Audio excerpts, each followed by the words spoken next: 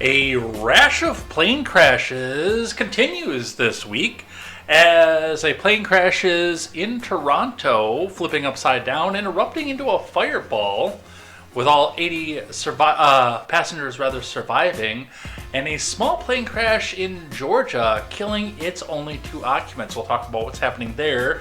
A little bit into theory as to why these continue happening. I don't want to go too far to that because, well, YouTube. But we'll go a bit into some of the conversations that we've had there, and what we do from there. Kash Patel advances in the Senate, and Tulsi Gabbard gets confirmed by the Senate to their respective roles. We will talk about some of the opposition to both, along with Linda McMahon as well. And what is next coming up with this? House Republicans cannot help but wanting to lose. They've lost my support at this point, with a new budget released with several $1 trillion in tax cuts, which I like, but also with a begging for an extension of the debt ceiling. So we're going to go over that, what's happening there, and what we do with that. And Zelensky calls to have no more elections, saying that the people want him to stay in power, while Pete Hegseth goes over what is going to happen and the fate of Ukraine. It is going to be all of this and more over here on Contemporary. So find yourself some dinner, find yourself some friends, whether it be out in the real world or in the chat, and bring them here, because we're going to have some fun for the next couple hours. And kiss me and smile for me. Tell me that you'll wait for me. Hold me like you'll never let me go, because I'm leaving on a jet plane. Don't know when I'll be back again. Oh babe, I hate to go. I am J. Edgar, and this is Contemporary.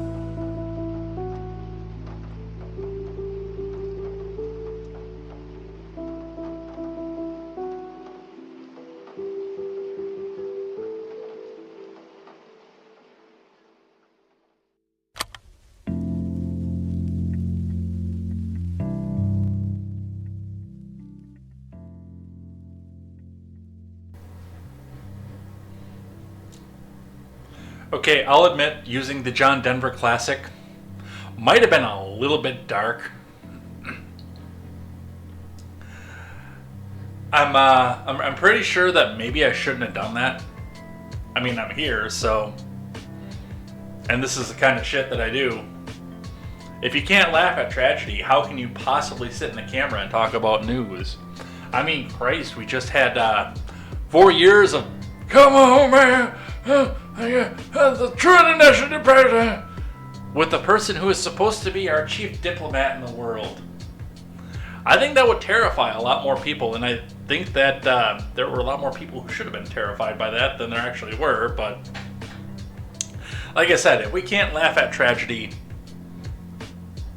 then we go into sorrow.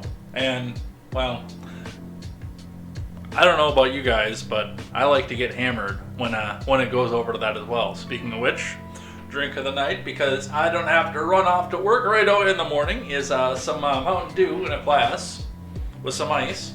It's coconut flavored Mountain Dew.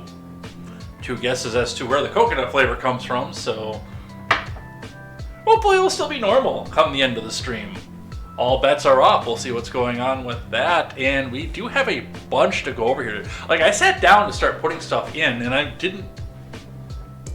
thought it was going to be a nice, normal news night where we just sit down, get everything up, get it all organized, and didn't have to go on a big scavenger hunt for a bunch of shit. And then I remembered, hey, we're in Trump administration part 2. So not only is he doing a bunch of crazy shit, because that's what he do,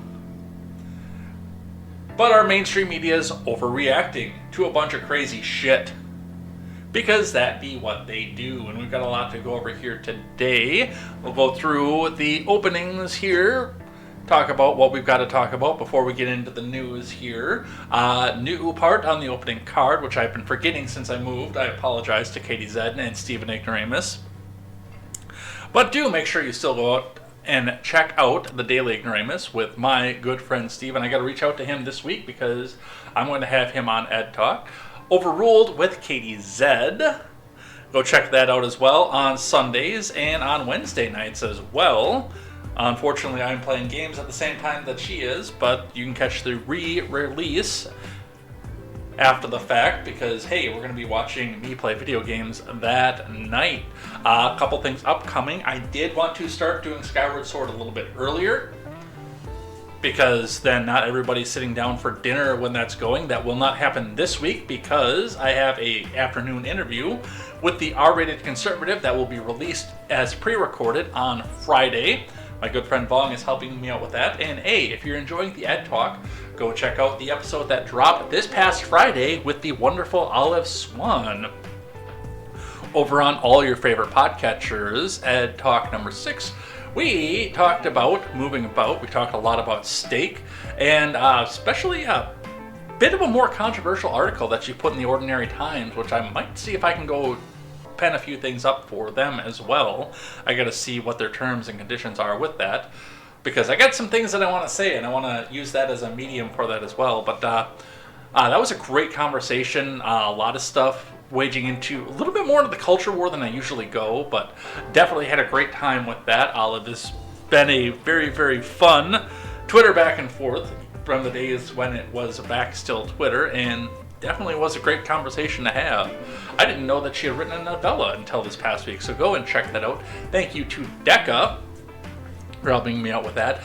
And also, by the way, new educational content has launched. Friend of the show, Decca, is doing more scientific and educational stuff. He's not wading into the culture war or anything else like that, but I've looked at the title of the new video. I've not sat down and watched it yet because I got the DM about the time I was getting ready to go live, but I told him to go put a link in the Share Your Stuff, so hopefully he can go back out and do that. The first one is on computational chemistry and why it matters. So just from work that I've done with him, I think he's going to do a good job. I will confirm that before we go, but I know he's a friend of the show, and if you're into computational chemistry, I hope that you guys will go and check that out.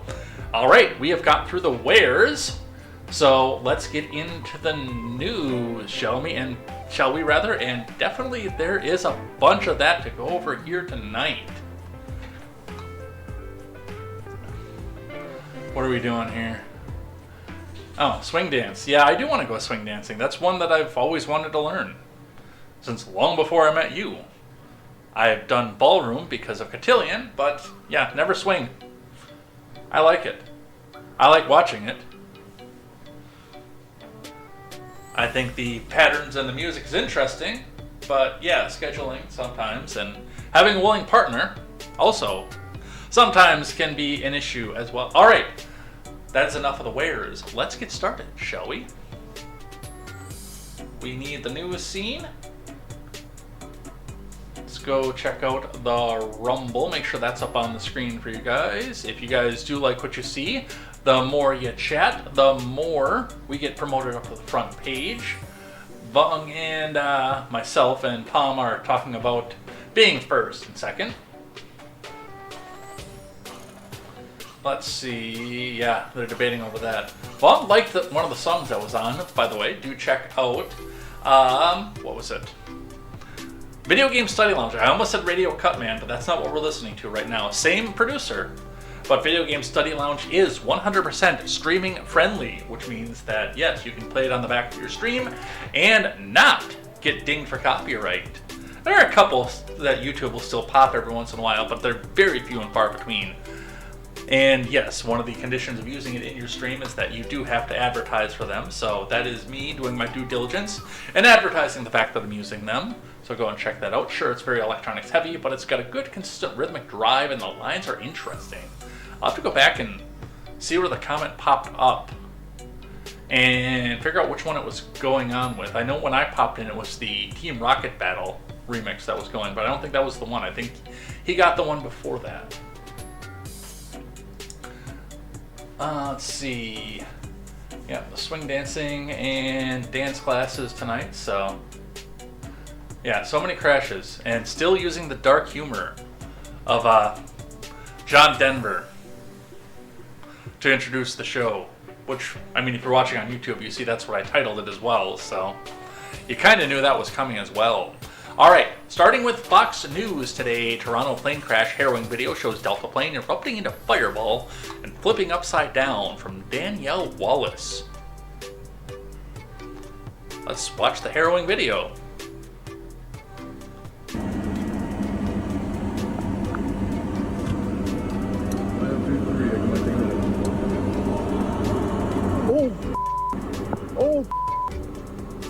Oh no! See, and I don't know how it flipped over like that. I think I would have thought the wing would have stopped it, but I also don't at this point know what caused it to flip. Airplane just crashed into. Oh my god! Oh my god! Oh my god! All right. A harrowing new video shows the moment a Delta plane erupted into a fireball and flipped upside down while coming in for a crash landing at Toronto's Pearson Airport. Another video showed a passenger recording himself while climbing out of the overturned aircraft and onto the snow-covered runway. At a press conference early Tuesday, Deborah Flint, CEO of the Greater Toronto Airports Authority, said a total of 21 passengers were hurt with injuries ranging from minor to critical, but not life-threatening. She said Delta has reported that 19 of the passengers have since been released from the hospital, while 2 remain hospitalized as of early Tuesday afternoon, but they lived. The regional paramedic service told Fox News Digital on Monday that 3 people, including a child, suffered critical but not life-threatening injuries. Flint could not clarify if the child was among the 2 people who remained hospitalized of early Tuesday afternoon. Delta Connection Flight 4819, operated by Endeavour Air, was involved in a single aircraft accident at Toronto Pearson Airport, YYZ around 2:15 p.m. Eastern Time Monday. The airline said the Federal Aviation Administration said all 80 people aboard the CRJ-900 jet were evacuated, as images also showed the aircraft with a shoon-off tail and wing belly up in the snow at Toronto's airport. The plane had departed from Minneapolis-St. Paul International Airport. You know, I've debated flying out of that airport because I want to bring my parents down to Florida for a weekend. Now I'm not so sure. Flint said the Toronto Pearson saw extreme conditions and 2 separate snowstorms. Between Thursday and Sunday, the airport saw more than 20 inches of snow, which Flint said was more snow than we received in all of last winter. There are so many factors that lead us to have gratitude today. Again, I cannot commend enough the crew, flight attendants, pilots, and our emergency responders for their quick and effective response. It's really, really incredible, Flint said. And when you see that aircraft, it just makes you really thankful for all the safety checks that go into running this one of the world's safest air transportation systems. Yeah, I mean, the past 5 weeks aside, 4 weeks, the past 4 weeks aside, I would still tell you that air travel is probably one of the safest things that you can go through at this point. We have gone through enough checks, side checks, and everything else to make this something that you really, really don't have to worry about. The past 3 weeks aside.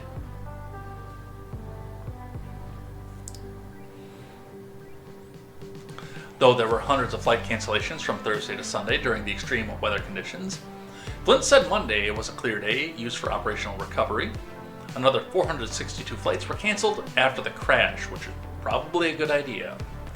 The plane was carrying 4 crew members and 76 passengers, including 22 Canadians, Flint said.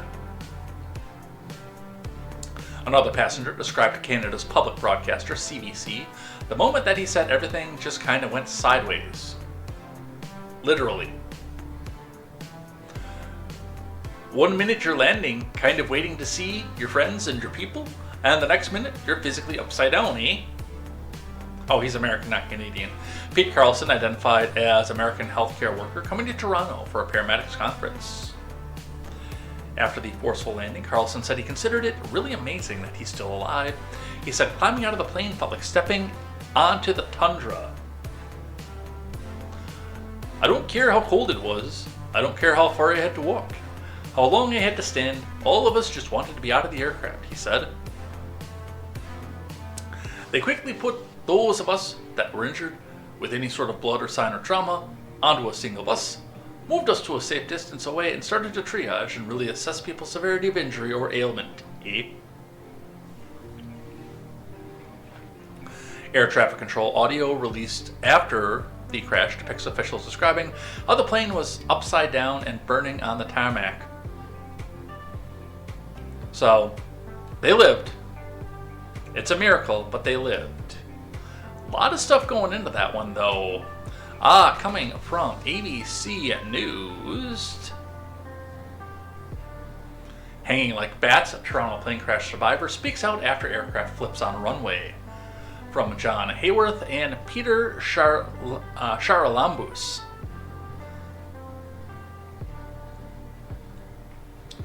New video emerged Tuesday of the chaotic moments after Delta Flight 4819 flipped over on the runway at a Toronto Pearson International Airport. In the video, obtained exclusively by ABC News, passengers can be seen hanging upside down in the cabin, being held onto their seats, dangling only by their seatbelts. There were no warning signs for the passengers aboard Delta Flight 4819 as the 76 passengers and 4 crew approached the snowy Toronto Pearson International Airport on Monday afternoon, according to passenger John Nelson. The winds were whipping pretty hard, eh? And the runways were snow-covered, Nelson recorded to ABC News' George Snuffleupagus. There was just no warning, eh? As the plane's wheels touched the tarmac, Nelson described hitting the runway extremely hard and the aircraft popping slightly into the air, and the entire plane leaning to the left. It was just incredibly fast. There was a giant firewall down the side. I could actually feel the heat through the glass, eh? Then we were going sideways. I'm not even sure how many times we tumbled, eh?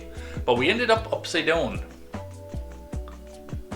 When the plane finally came to a stop, Nelson recounted that the cabin was suddenly quiet before the 80 people on board, most of whom were hanging upside down like bats in the cabin, attempted to make sense of what had just happened. We released our seatbelts, and I kinda fell onto the floor, which is now the ceiling, and helped the lady next to me get out of her seatbelt, Nelson said. Let me refresh this, because it looks like that is an ABC News X, but it doesn't look like it wants to load.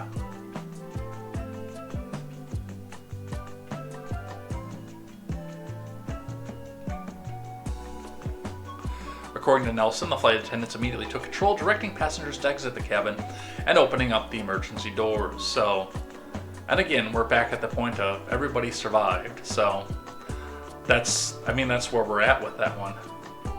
Oh, we can hear it right from Mr. Nelson himself. Yoga!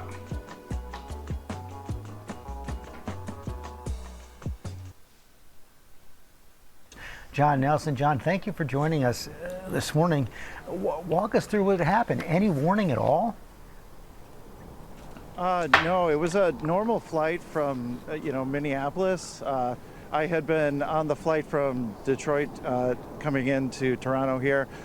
I was paying attention, watching out the window as we were coming in. I did notice, the winds were whipping pretty hard, and the runways were snow covered.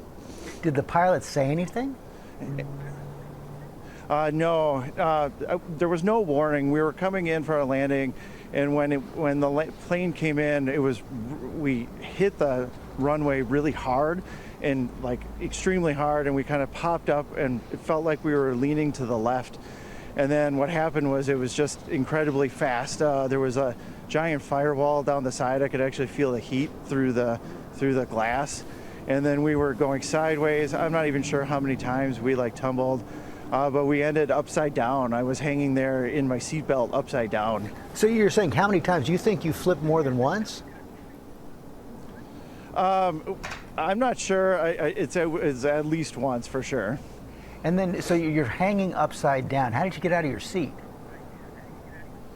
Yeah, at that point, everybody was quiet for like a moment or two, and then everybody was trying to like scramble to make a sense of what just had happened. And so we released the seatbelts that kind of fell to the floor, which is now the ceiling. All right, and we did hear most of that already. So, and again, everybody survived. I'm quite happy with that. I got one from the New York Times. I didn't archive this one. I was going to, and then I got to the end of organizing this and I kind of forgot about it, but we'll go with this one here. What we know about the Toronto plane crash, we'll briefly go through this because I think we kind of know where we're at already on this one here, but this is from Tiffany May and Neil Vigdor. The Delta passenger jet made a dramatic crash landing at Toronto Pearson International on Monday afternoon, flipping upside down on the tarmac. We know that one. The plane's roof became its floor, obviously. As the plane approached the runway, its landing gear appeared deployed. Soon after it touched down, the plane's right wing hit the ground, sparking flames, which, I mean, that really makes me wonder right there if there was a problem with the hydraulics that hold the left side back wheel down. And at the speed that it was coming in, especially with the snow, that was just enough to get it to flip. Because it all did look like it came from the back, from what I could see in the video. The left wing was seen rotating as the plane flipped onto its back, and the plane continued to skid upside down. There was drifting snow, which I'm pretty sure contributed to this. 76 passengers. The plane was a Bombardier jet. The model CRJ 900 aircraft was operated by Endeavour Air, a Delta subsidiary that typically operates smaller planes for the airline. It was about 16 years old, according to FAA records. With regular maintenance, such passenger jets are often operated for 2 or 3 decades or more. Mitsubishi, which bought the CRJ line of planes from Bombardier and discontinued its production, said that there were more than 400 CRJ 900s in use by 18 airlines worldwide. Cirium, an aviation data company, said the CRJ 900, which has been in operation for more than 2 decades, has a solid safety record. But tell you what, I got a feeling they're going to be analyzed a little bit more closely right now. I got this feeling it's coming. Alright, so there is Toronto. Let's talk about Georgia, and then we will talk about the plane crashes. As much as YouTube will allow. Georgia plane crash. What we know is 2 people are killed. From Ewan Palmer. 2 people have died. F's. After a small plane crash, soon after it took off from a municipal airport in Georgia, around 30 miles east of Atlanta. There have been increased concerns and fears over flight safety in the wake of a number of aviation disasters across the country in recent weeks. These include the tragedy when a PSA Airlines Bombardier CRJ 700 regional approaching Ronald Reagan collided midair with a Sikorsky H-60 Black Hawk military helicopter, killing 67 people aboard the aircraft. Interesting. I didn't realize that this jet was the same jet or same brand as the one that just flipped over in Toronto, the one from the Ronald Reagan crash. Looks like it was a smaller model, but looks like it was made by the same company. On Monday, a private jet owned by Vince Neil was involved in the plane crash in Arizona, which left the pilot dead and the star's girlfriend injured. The Covington Police Department said a single-engine aircraft had taken off from the Covington Municipal Airport at approximately 11:21 p.m. Eastern Time on Saturday. The airport lost communication with the aircraft around 20 minutes later. Officers then located the crashed plane in the woods near the runway, which, by the way, is the exact same story that we heard in Pennsylvania. Lost communication and then on the ground. 2 people were on the plane who were pronounced dead at the scene. Covington is located to the east of downtown Atlanta, and Hartsfield-Jackson International Airport, the primary hub of Delta, which handled more than 750,000 aircraft operations in 2024. That's a bunch of fucking planes, holy shit. In April of 22, a Cessna 340, which took off from Covington Municipal Airport, crashed into a storage yard near a General Mills Covington plant. Yeah, we'll talk about that for a bit too. Because I remember that story. We did that on Contemporary too. The plane crashed about half a mile from the runway of the Covington Airport. Actually, I think Katie Zed and I talked about that one on at Zed Redemption too.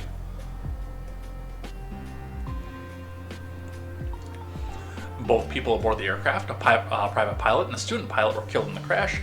No one on the ground was injured. An investigation to determine the cause is still to be concluded. The Covington Police Department said in a statement on February 25th, police officers responded to the municipal airport at approximately 11:21 after receiving a call from the FAA in reference to a single-engine aircraft that had taken off at approximately 11. There was no further communications from the aircraft after takeoff. So at this point, we don't know what happened with this one. And Fox 5 is confirming that it's just 2 dead with this one. Swalwell, however, got into a little bit of hot water because, well, he's an asshole. Talking about why this is, and I want to talk just a bit about that too. To the extent that we can on YouTube. Because I'm sure that any dissenting opinions are going to be shut down as dangerous conspiracy theories. Swalwell declares all crashes are Trump's fault as he doubles down on the plane disaster blame game. From Anders Hagstrom over at Fox News.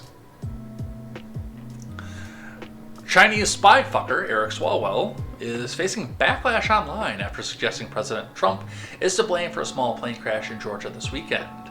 Well, he said the same thing about the Delta one too, so keep that in mind. Swalwell took to social media on Monday morning to declare that Trump has more planes crash in his first month in office than any other U.S. president.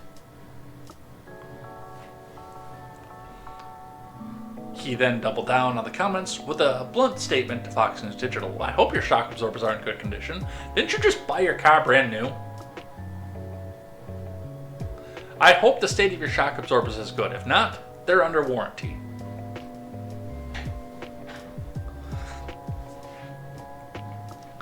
Trump is president. Bruh, President Trump is in charge of air safety. All crashes are Trump's fault, he said. Following up with, "Hey Fang Fang, is that the right thing to say?" The lawmaker made his initial comment in reaction to a small private plane crash that took place this weekend in Covington, Georgia, which left 2 people dead. White House Communications Director Stephen Cheng tore apart Swalwell in a statement reacting to his claim. Swalwell must be taking orders from Fang Fang, or suffering from a severe debilitating case of Trump derangement syndrome, because there's just no other reason. Anyone with a functioning brain would make that type of false or disgusting claim. He is a complete disgrace not only as an elected official, but as a human being who's continued to clown himself, Cheng said. And with that, I do want to talk a bit about this one. Now, I don't want to go wading too deep into conspiracy theory territory with this. But there are a lot of federal agents who are being canned right now. Either going through and taking the buyout, which has been blocked, or just outright getting fired at this point.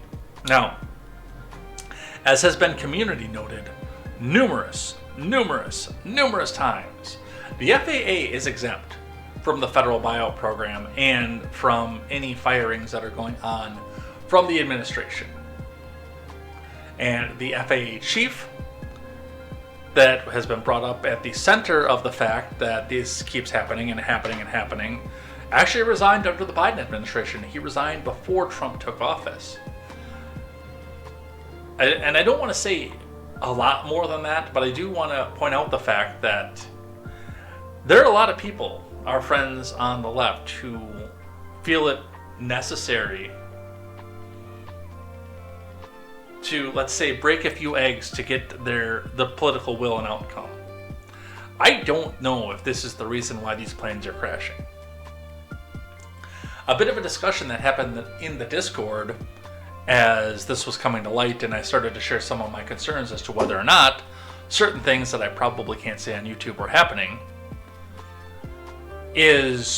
were there, and Pom actually brought this up offline while we were in bed and talking about this, is it that planes are crashing more often? Or is the fact that they're being reported on more when they crash? Because reporting on it makes the administration look bad.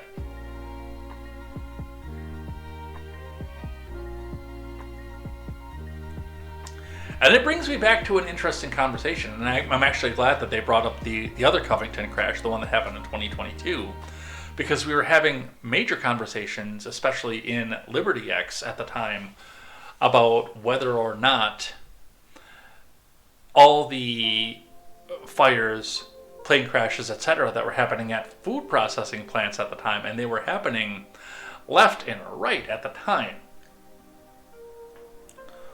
were actually new things that never happened before, or if we were just being more made aware of them, either by social media or the fact that there was a narrative to be driven home.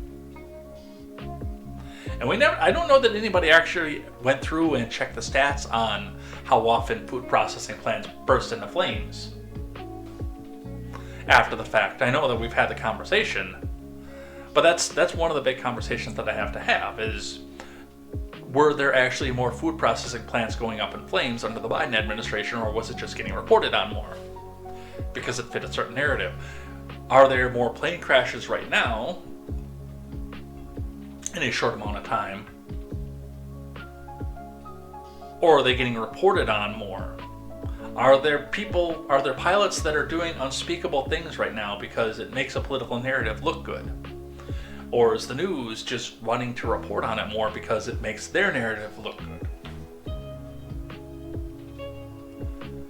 I don't know that we're going to know the answer to this one. The plane crash in Toronto, I will honestly say it looks directly like an accident. Just based on the way that it flipped, the way that it went.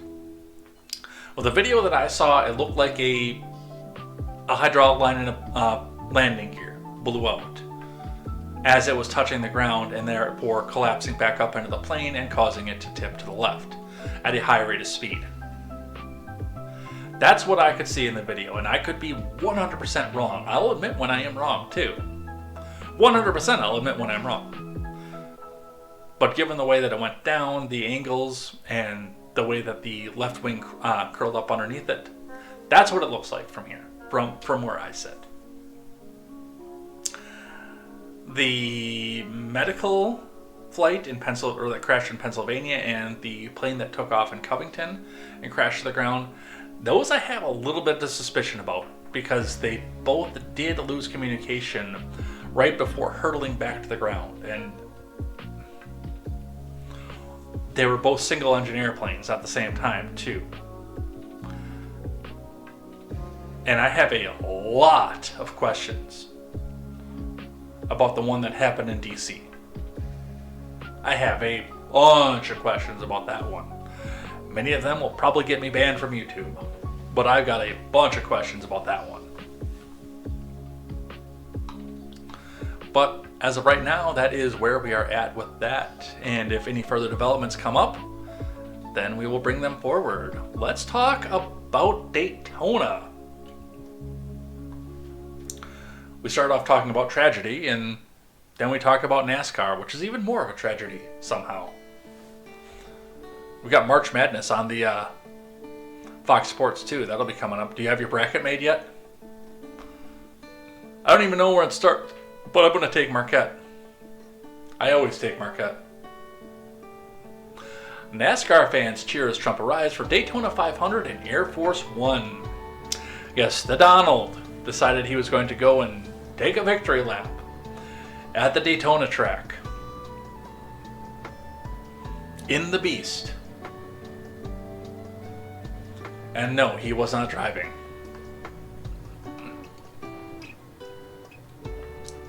From Ryan Gatos.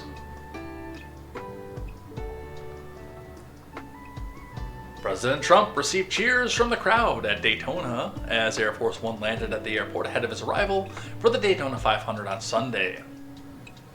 The president's plane flew over the speedway before it landed at Daytona. Cheers from the crowd were heard on the Fox broadcast as the pre-race host talked to Chase Elliott. NASCAR fans and drivers watched as the plane flew over the track. I gotta say, honestly, the Secret Service has got to be both excited for the opportunity to be out in public and waving around, but also beside themselves at this point, because securing venues like Daytona with 500,000 people in the stands is probably no easy task.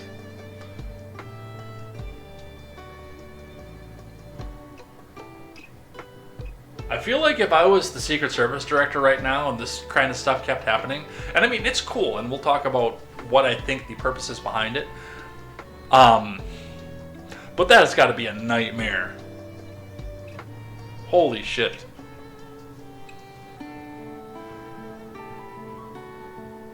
Trump released a statement ahead of landing at the airport. He will be the first sitting president to attend 2 Daytona 500 races.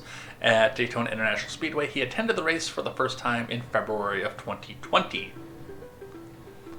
Let's watch. And there is President Donald Trump. There it is. Air Force One arriving. He was the first sitting president at the Super Bowl. He becomes, once he lands, the first president to attend 2 Daytona 500s while sitting as the commander-in-chief of this great country. We're live, and we'll have more in a moment.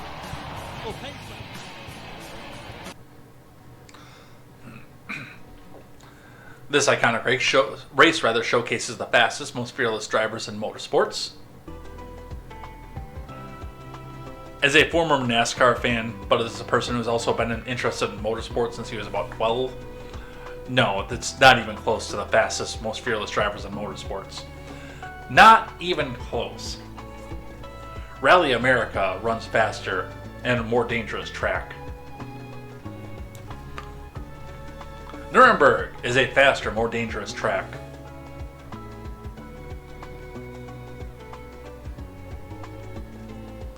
Don't get me wrong, what they do at Daytona is impressive as fuck. This is coming from someone who's raced before. What they do at Daytona is impressive as fuck. But it's not the fastest sport in motorsports. Not even close.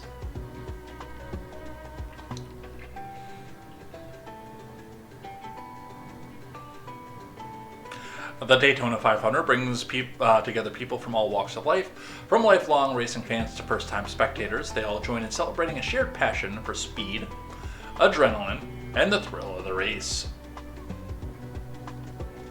From the roar of the engines on the track to the echo of the Star-Spangled Banner soaring through the stands, the Daytona 500 is a timeless tribute to the speed, strength, and unyielding spirit that makes America great. That spirit is what will fuel America's golden age, and if we harness it, the future is truly ours. That was Trump voice. I should have read that as Trump voice.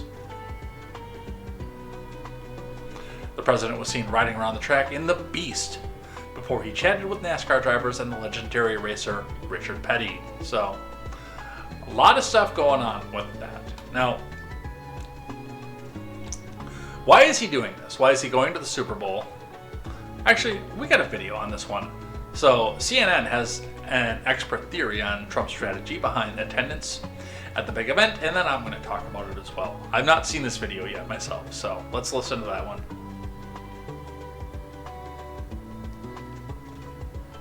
So is this kind of ubiquity, part of the White House's public relations strategy? I absolutely think that it is. And, this is a strategy that is as old as human civilization.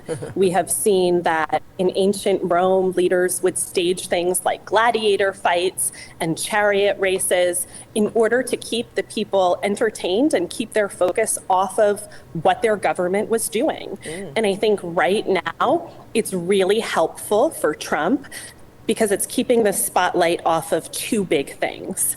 The first is the problems that Americans are facing.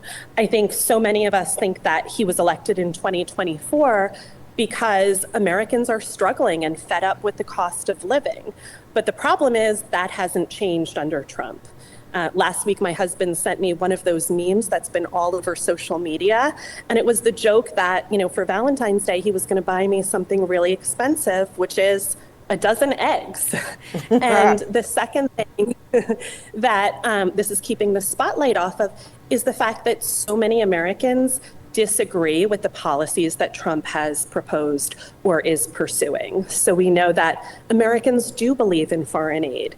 The majority of Americans do not want to take over Gaza or Canada or Panama or Greenland. And the majority of Americans don't want ICE agents going into our kids' schools and pulling out their classmates. So we're talking about the Super Bowl and the Daytona 500 instead of these things. So I'm hearing you say that this is strategy, this is intentional, that the hope is for this president, this administration, is that all these public events will upstage the other things that might be rattling people, ruffling feathers, as you say, such as immigration or his position on cutting government. So this is intentional in your view. I absolutely suspect that it is, and I suspect that it's working. What are you and I talking about right now, Fred? I think this is an area of the president's strength. After all, he's a four. All right, so CNN is saying that Trump is going out there because then people are going to talk about the fact that he's at the Daytona 500 and not about the Gaza and the billionaire thing and the Doge and the everything else that he's doing. I think that they're on the right track, but I don't think that they're 100% right on this one either. And what I mean when I say that, when I think about this, first off, we have to play into who Donald Trump is, and we know who this man is. He's been in our living rooms since the 80s. People used to love him. I sat down with Palm and we watched the Top Gear episode where they were all buying cars for the guy and trying to make the case for the cars that they wanted to, or I don't think it was that they wanted to bring it. No, yeah, it was. They were making the case for the luxury cars that they were bringing for him to buy so they could go buy the luxury cars. And they had to go through a series of endurance tests to do so. But I mean, we go all the way back to the Home Alone 2 scene, where the Donald is pointing the way to the front of the hotel to a poor young Kevin who has no idea where he's supposed to be and what he's supposed to be doing. We go back to Who Wants to Marry a Multimillionaire, which was supposed to have Trump in it, but it wound up not having him because he went out for The Apprentice instead. We go back to The Apprentice. We all knew the words, "You fired." But one thing that we know about Trump, whether we love him or hate him right now, is the fact that he wants to be liked by everybody. He does. He's a populist. He wants to be a popular president. And for him going down into what a lot of people, especially in the billionaire class, which he's out of, one of the things has been he's out of touch with the little people, the people that vote for him. He can't be like any of them. Well, he can be. He wants to go and see the Super Bowl, which a lot of the elites, a lot of the people that he rubbed shoulders with before he ran for the presidency. The Super Bowl, it's so uncouth, it's so barbaric. We would rather sit and listen to Bach and Beethoven and watch the soccer match over in Europe. Why would the little people go to this Daytona 500, which, I mean, a lot of the billionaire class has stock in these races because people will see their label on the car and they'll go buy their product. But again, it's another situation where the ownership, they put the money into the advertising, but then they look down on the people that do it. And yes, the Secret Service is going to say that he's got to have a private box when he goes to these races because it's the only way they can keep him safe and secure because it's the Secret Service. And that's what they're required to do. But on the other end of that, we also have the situation where he is looking at getting down into the things that the little people want. Whether or not he is trying to be a president for the little people are going to speculate and debate over for the next century and a half. But he's doing the things that make him look like he is the president for the little people. And that's the strategy that he's trying to go with, I think. All right, let's talk about confirmations.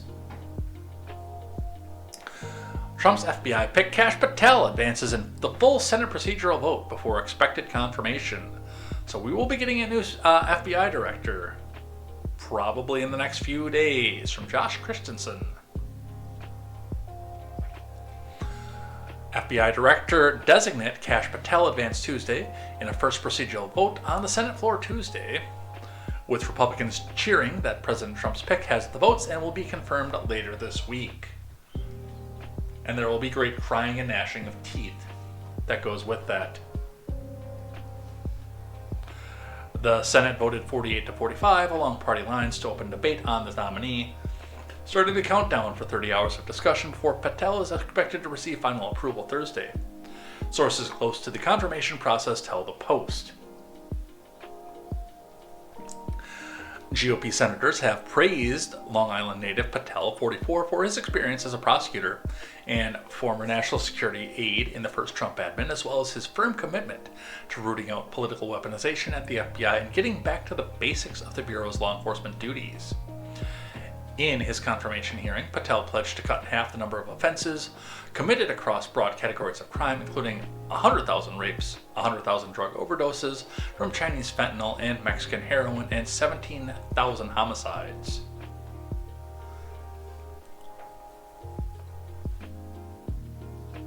I have some problems with this as an FBI director. We'll talk about that. I know he's giving the message, and again, this is the message that the people want to hear. But there's some issue with that. My disdain for the federal government and federal police is going to be on full display here momentarily. The nominee, who celebrated rank-and-file FBI agents for being courageous, apolitical warriors of justice, will serve a 10-year term if confirmed as one of the nation's chief law enforcement officers. He is not going to sit on a 10-year term. I can tell you that right now. Unless we get 3 Republican terms right in a row. Unless we get this term fully completed out and then 2 more terms of Vance. God help us. There is no way in hell he makes it his 10-year term. When Eric Swalwell ascends to the presidency, God help us for that one too. First thing is going to be out of his mouth. He's going to go into the J. Edgar Hoover building and he's going to go to Kash Patel and he's going to say, "Bruh, you're fired."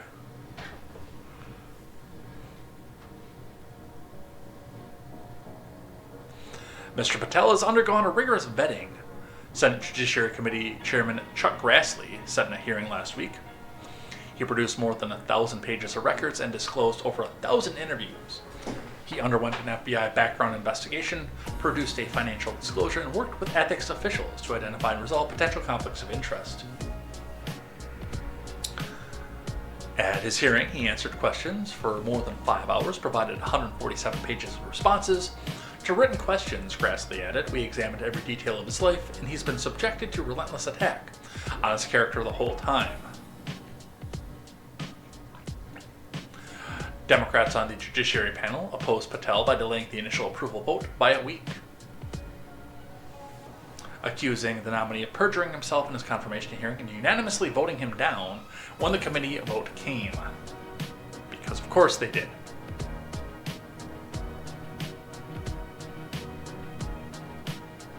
Patel began his career as a public defender in Florida, served as a federal prosecutor in the Obama Justice Department, congressional aide to former House Intelligence Committee Chairman Devin Nunes, I don't know how you pronounce that name, and a national security official in the first Trump admin. Mr. Patel was instrumental in exposing Crossfire Hurricane. Grassley said last week he showed that the Democratic National Committee funded false allegations against Trump, and the DOJ and FBI hid information from FISA courts to wiretap a presidential campaign, and that an FBI lawyer lied in the process. The top Democrat on the Judiciary panel, Richard Durbin, the Dick, and others have alleged Patel misled the committee about influencing the recent dismissal of senior FBI officials after Trump took office, and produced a song sung by federal prisoners convicted of crimes during the January 6th Selfie Fest. Patel has broken somewhat with Trump, however, on the mass pardoning of January 6th selfie takers, including those who assaulted Capitol Police while stalling Congress's certification of Biden's victory in January of 2021 by an hour. And I actually agree with Patel on that one myself. I do think that the more violent among them should have not been pardoned. In fact, that should have been on a case-by-case basis, not a mass pardon. So Patel is on his way to confirmation, it looks like, at this point. I do stand a little bit against Patel, though, at the on some of this. Now, I am fully against the idea of federal police to begin with. Unless it's an agency assist for something that goes across state lines, because, yes, the federal government does have a role in interstate commerce, but unless it's something like that, I don't think the FBI actually even has a position anymore. It doesn't need to exist anymore. It was made to combat bootlegging, to be a temporary agency that was going to be shut down after bootlegging got shut down, and, well, that's been over for almost 100 years at this point. So, but things like where he was saying he wants to cut in half the number of offenses committed across the board, rapes, drug overdoses, and homicides. A lot of that would be better suited, I still think, to a local department. And again, if the crimes or a crime spree or something like that happens across state lines, then yes, there is a position for them to investigate across state lines. But as far as that being the primary law enforcement before anything else, no, I'm not into it. I'm not feeling it, dude.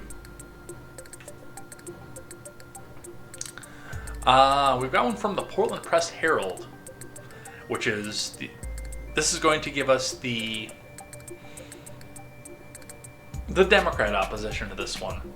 Kash Patel could use the FBI for revenge. This is an opinion piece.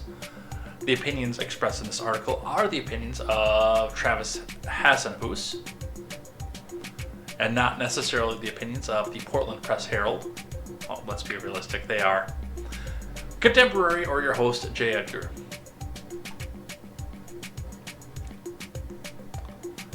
The DOJ's systemic firings of 8 top FBI career leadership officials and promise to investigate any agent involved in the January 6 persecutions is not only alarming and well beyond the scope of its mission, it could also be a precursor to what is ahead if the U.S. Senate does not exercise its constitutional obligation and check the effort of weaponizing the FBI to pursue Trump's perceived enemies. Recent reporting asserts that Kash Patel has been working behind the scenes with acting Deputy AG Emil Bove, the same one who directed federal prosecutors to dismiss the corruption case against New York City Mayor Eric Adams, just weeks after the president and Adams met, and Adams agreed to offer New York City resources to assist ICE immigration efforts to clean house at the FBI. Patel and Bove have ordered the FBI to compile lists of all current and former personnel who worked on investigations related to January 6th. This list could include as many as 6,000 officers. Firing or even reprimanding thousands of FBI officers for faithfully upholding the law is wrong and threatens to undermine public safety. It will also have disastrous consequences because it takes 12 to 18 months for new agents to complete their training, and there's no substitute for career experience. To be clear, concerns with Patel's character and qualifications are in no way partisan bullshit. Bull fucking shit. Indeed, a former Republican director of both the FBI and CIA, Bill Webster, has urged lawmakers not to confirm Mr. Patel director.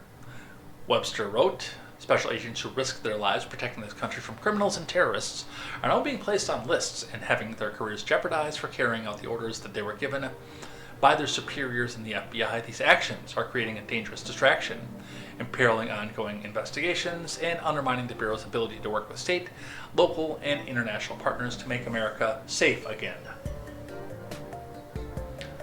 Bill Barr characterized Patel's qualifications as someone with no background as an agent who would never be able to command the respect necessary to run the day-to-day operations of the Bureau. Well, their people can quit if they're that mad about it.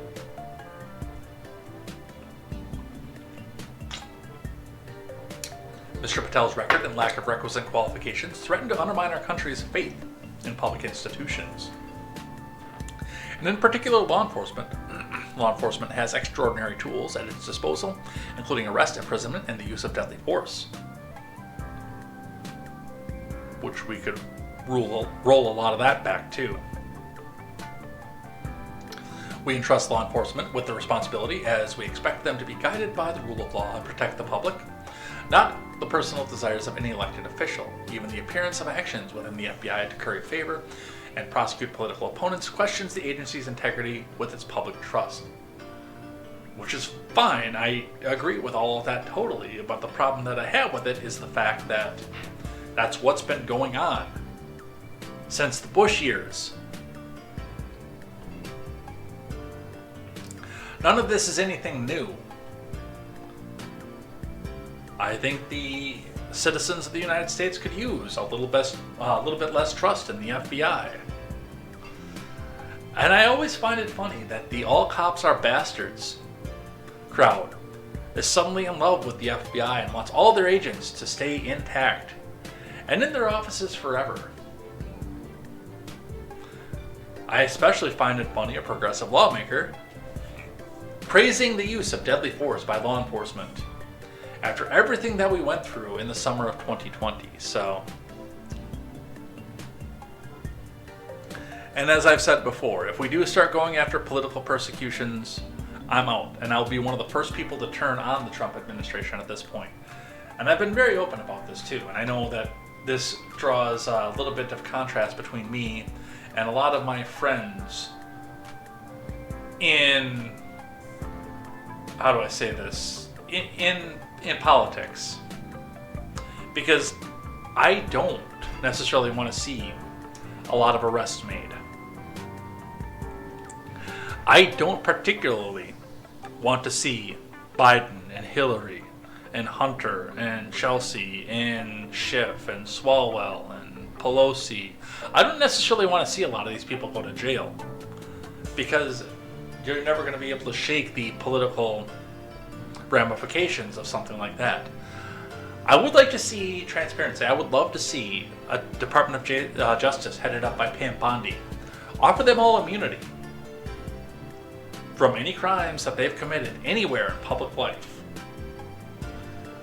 or the exchange of just being completely transparent about what it is that they did. They have to admit to the country what they did, and they won't get investigated, they won't get prosecuted, they won't have anything else happen with them. They will be immune from prosecution. They just have to be open about everything. Because, and honestly, if you put a lot of these people, Pelosi, Schiff, Swalwell, Newsom, Hillary, if you put a lot of these people in prison, then they're just going to become martyrs for the cause. And they're going to lead the revolution from prison.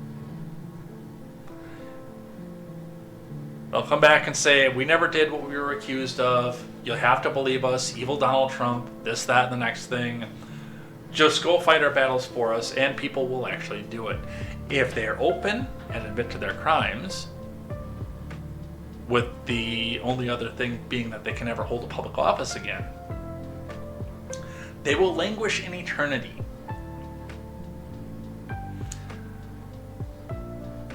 For the fact that they died powerless. They died not being able to affect people's lives. And for people like the people I've listed, Pelosi, Hillary, Schiff, Swalwell, Newsom, Hochul, people like that. Whitmer, that's another one. Pritzker, fuck my governor, Tony Evers. For people like that, that is a fate way worse than prison. Languishing in obscurity, not able to make laws that affect other people's lives, is a way worse punishment than prison for people like that, where they can sit back and be martyrs. Let's keep going.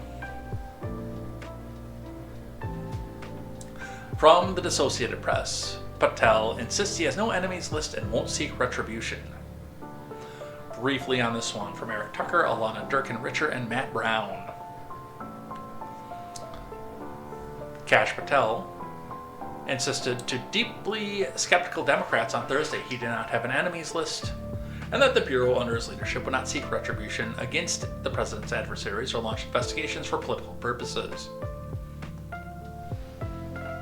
I have no interest, no desire, and will not, if confirmed, go backwards, Patel said at a contentious Senate Judiciary Committee confirmation hearing, at which support for the nominee broke along starkly partisan lines. There will be no politicization at the FBI. There will be no retributive actions taken.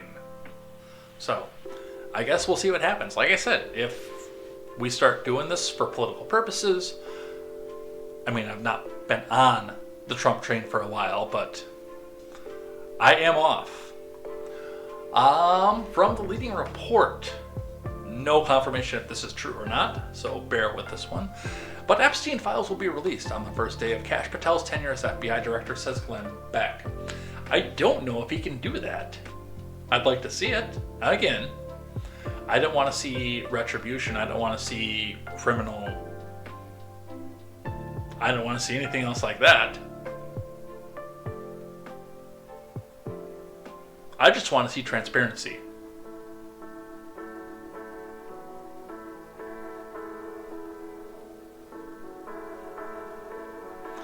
And I'd like to see who's on that list, honestly. In other confirmations, Tulsi Gabbard was confirmed by an official Senate vote in a 52-48 vote. The only Republican who voted no was the turtle, Rich McConnell himself.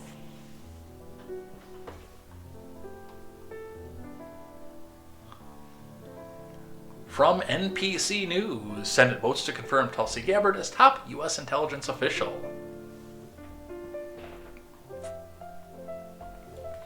From Scott Wong and Frank Thorpe V. Yes, it actually says Frank Thorpe V, which I'm assuming is the Roman numeral for number 5, because typically when you're in a lineage like that, you use the Roman numeral. The GOP-controlled Senate on Wednesday voted to confirm Tulsi Gabbard to be Trump's Director of National Intelligence, putting the former Congresswoman in charge of the sprawling U.S. Intelligence Committee. The 52-48 vote was largely along party lines, with nearly all Republicans present voting in favor of Gabbard. The Turtle Man, the former longtime GOP leader whose clash with Trump, was the only Republican who joined Democrats in voting against her.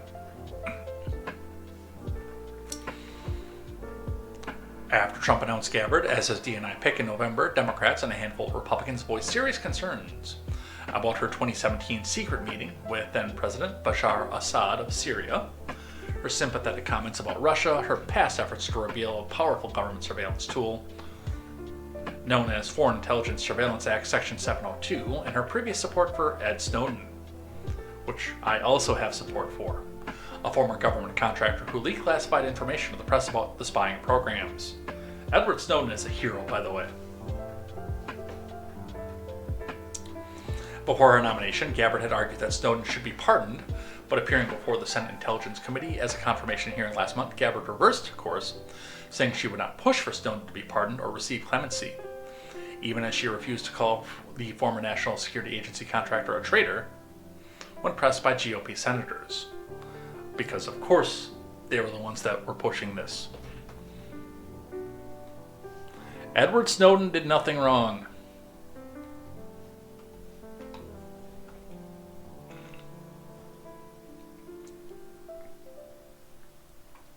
In addition, Gabbard backed off her sharp criticism of Section 702 during the hearing, calling it a crucial tool after Congress passed new protections last year.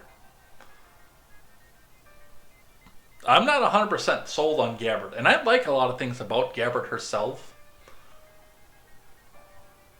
Like, as a former Democrat, continuing on the anti-war footing, but she's done a lot of really concerning things over the past few weeks and few years in. She is still, I see her as a staunch anti-gunner.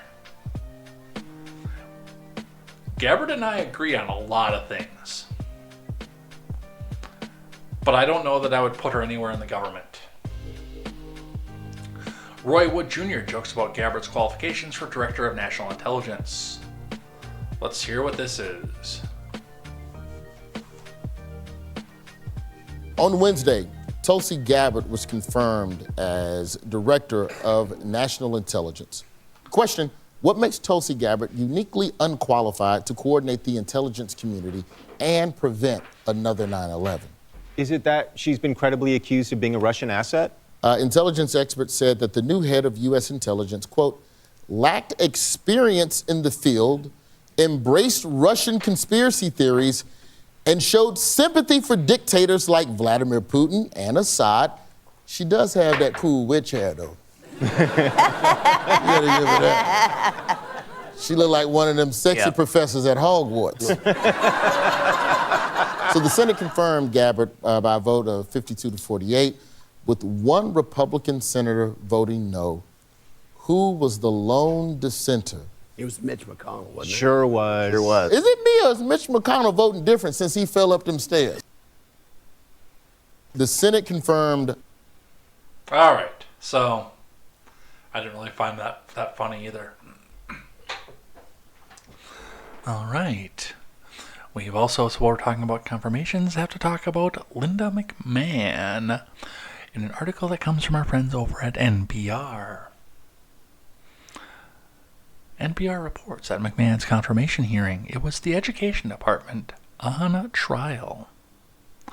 This is from Corey Turner and Jonaki Mehta. And remember, hit that donate button because NPR is only 10% government funded. That's right.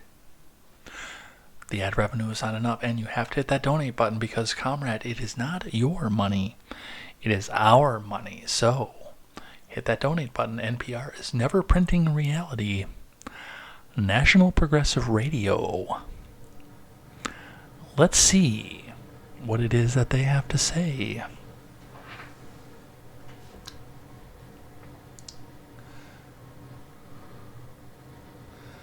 Let's see. We're following confirmation hearings. Who? Linda McMahon.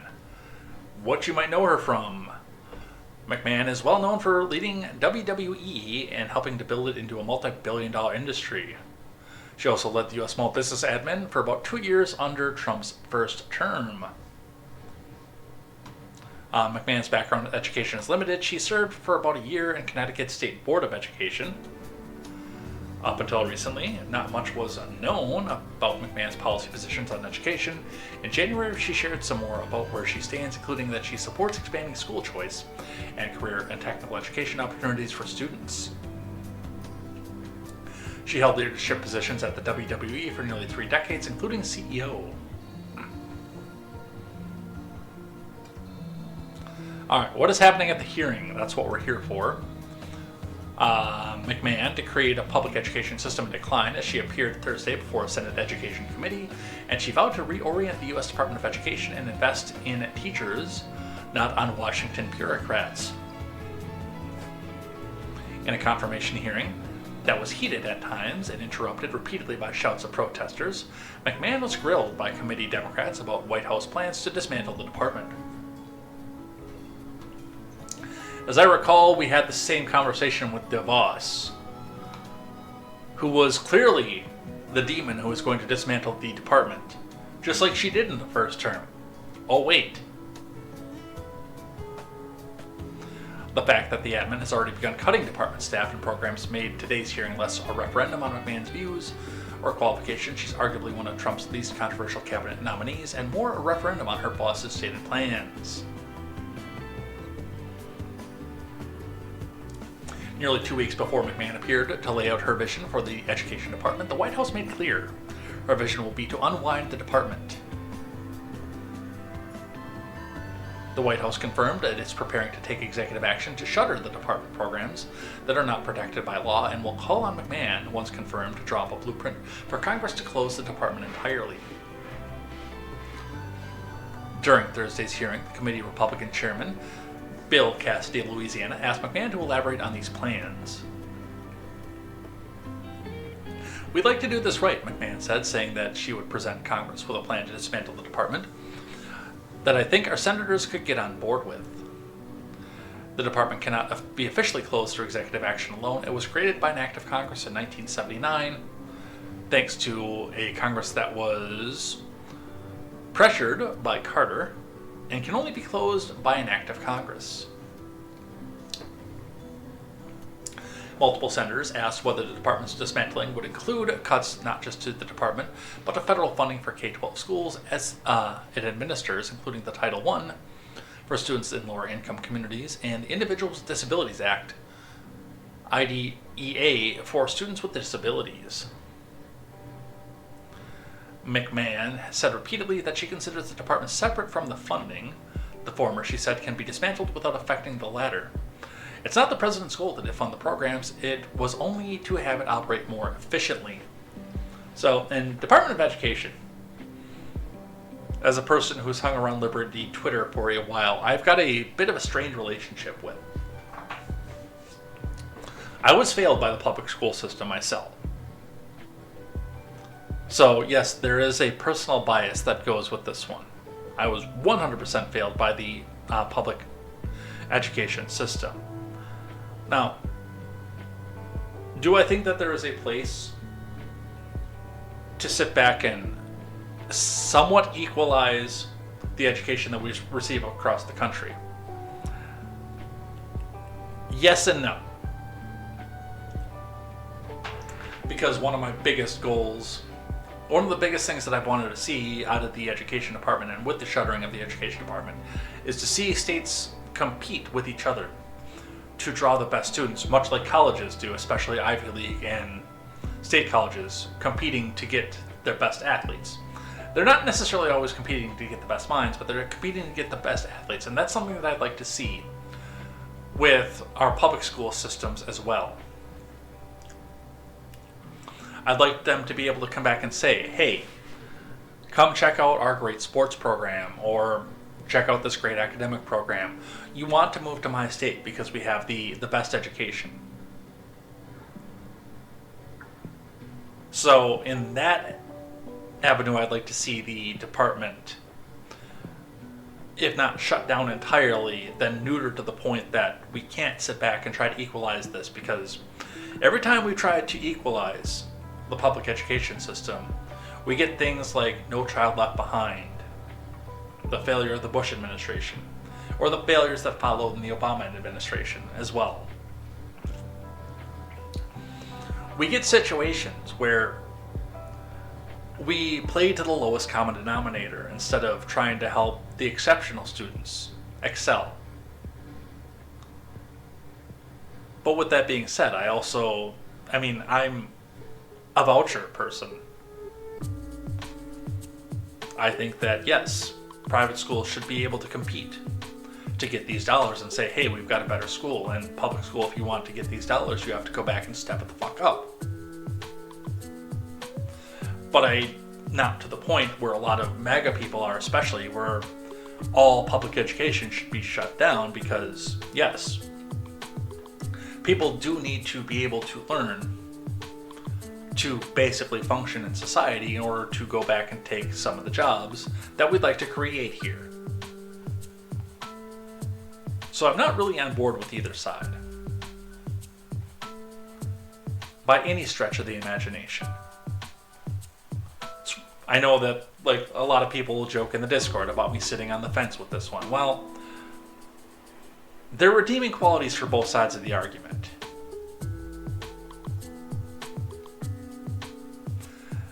But especially with where education goes, both sides of the argument are so entrenched in their own views that there's really no wiggle room to come back out and do anything else.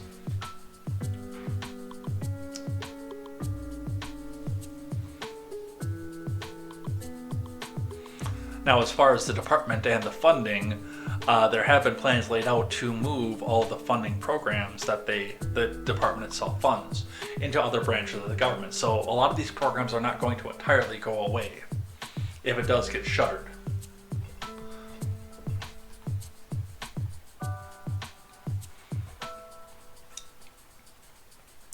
McMahon elaborated that IDEA funding, for example, is protected by statute and would not be targeted for cuts, but she offered it might be more effectively administered by a different agency, perhaps the Department of Health and Human Services. To that, New Hampshire Democrat Maggie Hassan scoffed. I just want to be clear, you're going to put special education in the hands of Robert F. Kennedy Jr. Well, RFK Jr. is special, so he would know right where to go with that.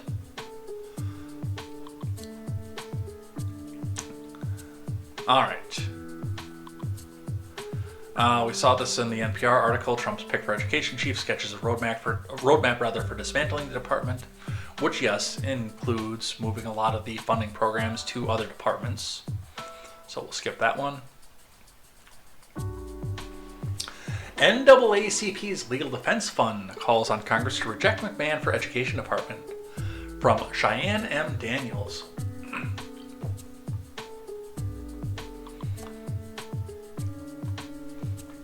The NAACP Legal Defense Fund is pressing its call for the Senate to reject McMahon to lead the Department of Education under the Trump admin. The trouble with that is that, as political as the NAACP is, Trump could literally nominate Jesse Jackson for the head of the Department of Education, and the NAACP would say that it's somehow to disenfranchise black people. They could nominate Al Sharpton himself to head the education department, and the NAACP would find a problem with it. In a letter to senators, the LDF said that McMahon's troubling words, actions, and otherwise limited experience places more than 50 million students at risk. If the Senate confirms Ms. McMahon as Education Secretary, she will undoubtedly undermine the federal funding in public school education and key civil rights protections for millions of students, the letter reads. Her record indicates that she lacks the necessary experience to lead a department that is charged with enforcing federal civil rights protections for black students and students of color. Students who identify as LGBTQIRAMIGIXTBYAEIOU, sometimes Y, low-income students, and students with disabilities. The organization, which successfully litigated Brown versus Board of Education, which was a good thing, school desegregation case, previously expressed its disapproval of McMahon for the position, calling on Trump in November to withdraw her nomination. The group has argued appointment would lead to the dismantling of programs that disproportionately impact black students. And again, reminder with the NAACP is the fact that Trump could reincarnate Martin Luther King Jr. and nominate him to be the head of the education department. And the NAACP would turn on him as well.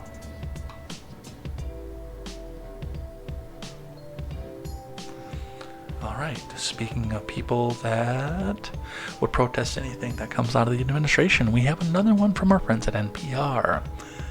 Double articles means double donation, so hit that donate button because NPR needs our money, comrade. Thousands of people protest in DC and across the US on President's Day. Hit that donate button. Never Printing Reality, National Progressive Radio. Let's see what Shandelis Duster and Juliana Kim have to say.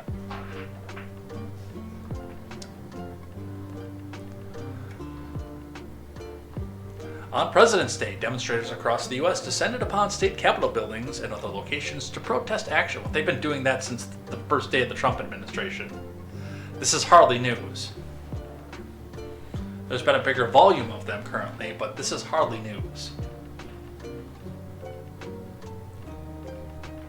To protest actions by Trump and Elon Musk, who are implementing significant changes to all federal government. In D.C., at the nation's capital, thousands of people gathered at the Capitol reflecting pool chanting, "Where's Congress?"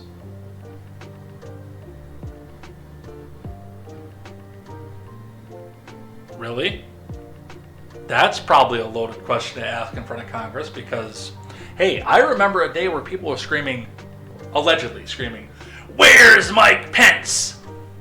And that was considered an insurrection. You might want to rethink that one. And urging members of Congress to do your job despite the nearly 40-degree temperatures and 20-mile-an-hour wind gusts. Oh, so it was warm out there. The DC chapter of the 50501 movement organized the rallies, because of course they did. One of its leaders, known as POTUS Black, urged the crowd of protesters to stand united in order to uphold the Constitution. Okay. To oppose tyranny is to stand behind democracy and to remind our elected officials that we, the people, are who they're elected to serve, not themselves. Yeah, good luck getting Congress to believe that. They've been serving themselves since 1921.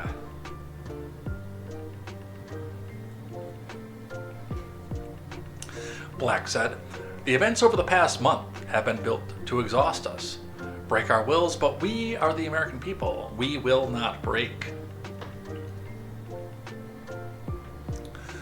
The nationwide protests were part of the 50501 movement, which stands for 50 Protests, 50 States, One Movement. These protests were a response to what organizers describe as the anti-democratic and illegal actions of the Trump admin. Monday's demonstrations marked the group's second nationwide campaign. I wonder who's funding all this, by the way. Who's getting all these people to all these places across the country? Following a series of executive orders signed by Trump, both Musk and Trump have faced criticism for mass firings across several federal agencies. Several attendees spoke with NPR, expressing their anger over Musk and Trump's actions and their fears about future executive orders. Their concerns ranged from Musk's team at the Department of Government Efficiency, gaining access to Americans' personal data through the IRS and other federal agency records, and firings of national park rangers.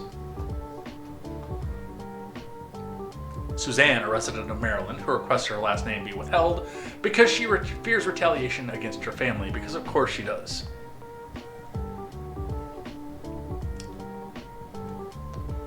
Told NPR she attended the rally in support of her husband, a federal employee with a financial regulatory agency.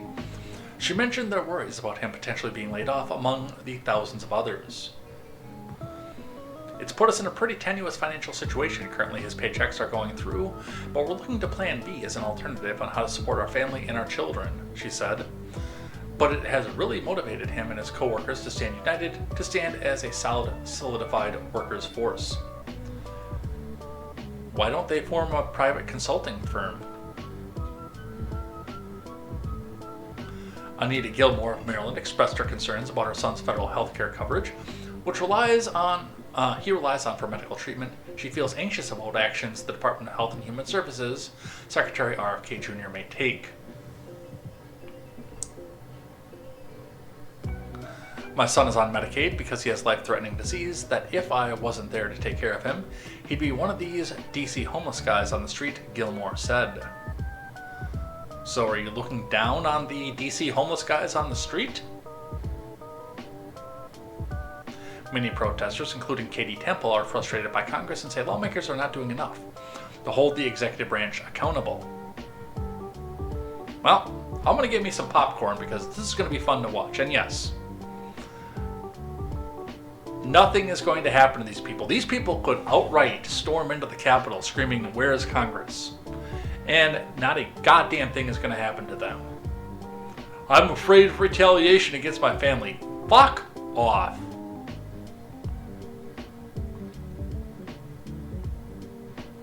I'm in more risk of retaliation against my family than you are.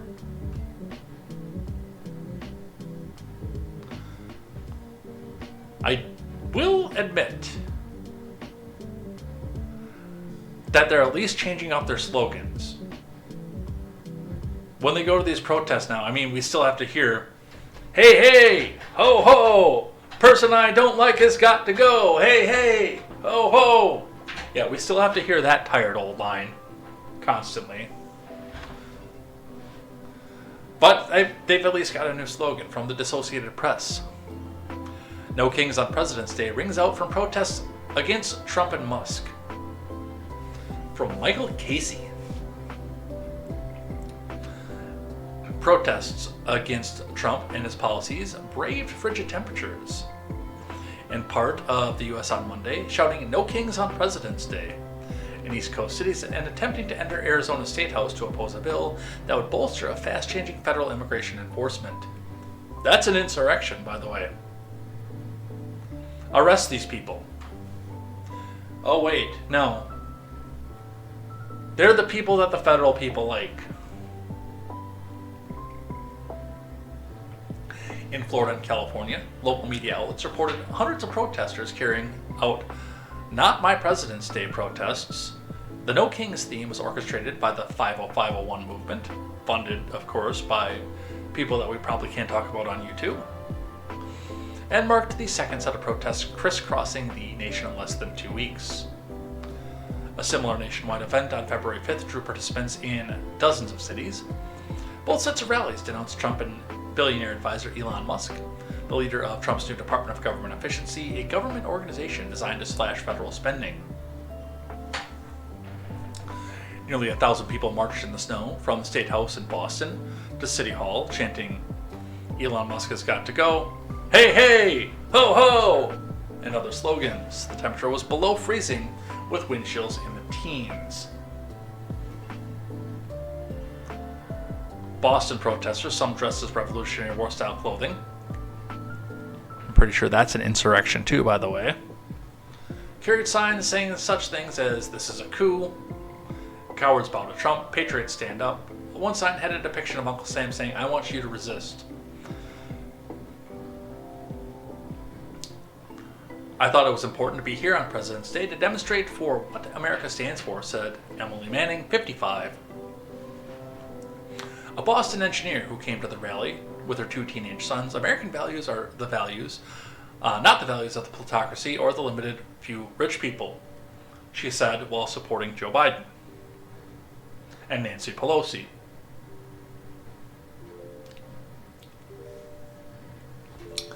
Organizers of Monday's protests, which were focused on the state capitals in major cities, including D.C., Orlando, Florida, Seattle, said that they were targeting anti-democratic and illegal actions of the Trump admin and its plutocratic allies. Jesus Christ, these people have no idea what these words even mean. They're told to use these words by paid propagandists, and they have no idea what any of them mean.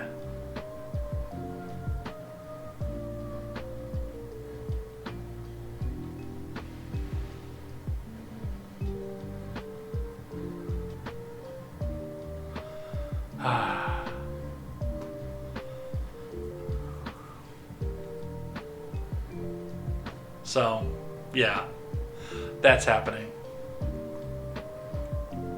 And oh, hey, there's another one planned. Are you ready for this? Academic unions plan demonstrations outside of HHS building at medical schools to protest Trump research cuts. At least we know who's funding these ones.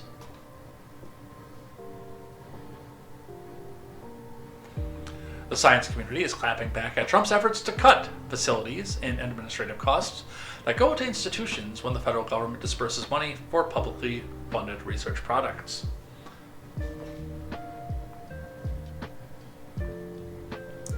A cohort of academic unions around the country has called on scientists, researchers, clinicians, academics, and allies to protest in front of the Health and Human Services Department and at the different universities across the country on Wednesday.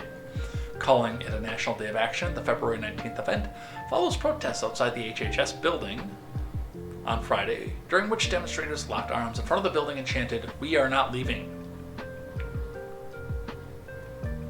Trump's moves to cap these costs at 15% has garnered criticism from both Republicans and Democrats, who argue the spending limit will severely impact the country's world-leading research apparatus. But still, while much of that criticism has been online and in the media, it's starting to spill out onto the streets. We're joining academic unions across the country in a National Day of Action. The RSVP form for the event reads, "We're demanding the admin stop the attack on science, medicine, and public health by rescinding the cuts and restrictions." The forum says Trump's directive is restricting and censoring critical research and subsequently preventing potential treatments and cures from coming into fruition, while also reducing the nation's global competitiveness when it comes to scientific world power. I'd like to know who it is that is funding the rest of the world, honestly.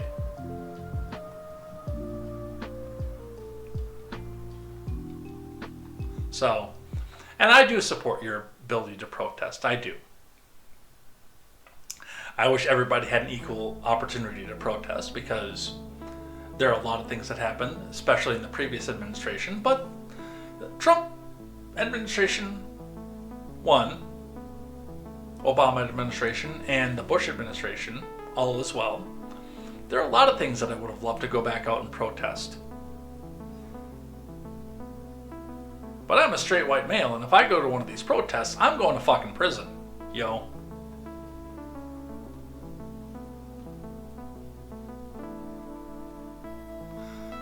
I do wish them well. I do. Alright, in today's episode of Republicans Hate Fucking Winning, House Republicans unveil blueprint to extend $4.5 trillion in tax cuts and lift the debt ceiling. No. No debt ceiling lift. No. Fuck off. Go away. No. No, no, no. You leave the debt ceiling right where the fuck it is. If you can't work within it, then you don't need the funding. Fuck off. From Kevin Freaking and Lisa Mascaro over at the Associated Press. House Republicans released a budget plan on Wednesday that sets the stage for advancing many of Trump's top domestic priorities, providing for up to $4.5 trillion in tax cuts and $4 trillion increase in the debt limit so the U.S. can continue financing its bills. No.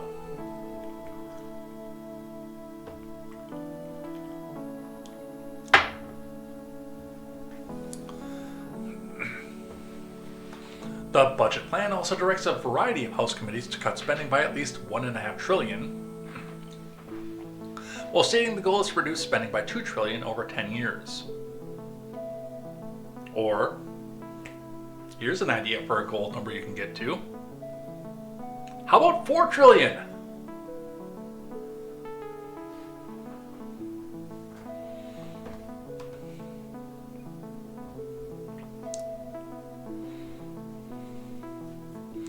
The blueprint represents the first step in a lengthy legislative process that would allow Republicans to pass some of their top priorities in a simple majority vote. The House Budget Committee is expected to hold votes on the plan on Thursday. The House Speaker Mike Johnson predicted it would easily advance out of committee. It probably will. Then we'll work with everyone over the week to make sure that they're on board, Johnson said. Johnson has set an ambitious schedule for moving the resolution and subsequent legislation, but tensions remain within the Republican conference about the scope of the proposed tax and spending cuts. Some want more in tax cuts than what is in the blueprint, while others want steeper spending cuts. I want both.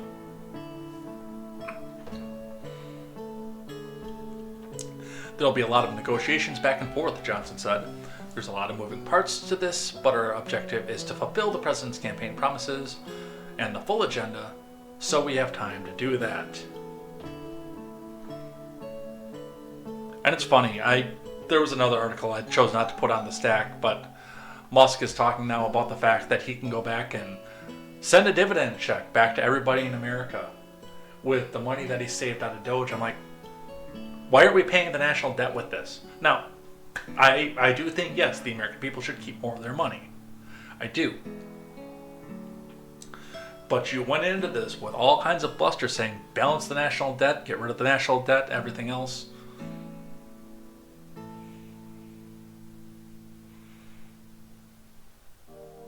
And instead you talk about raising the debt ceiling and giving away money.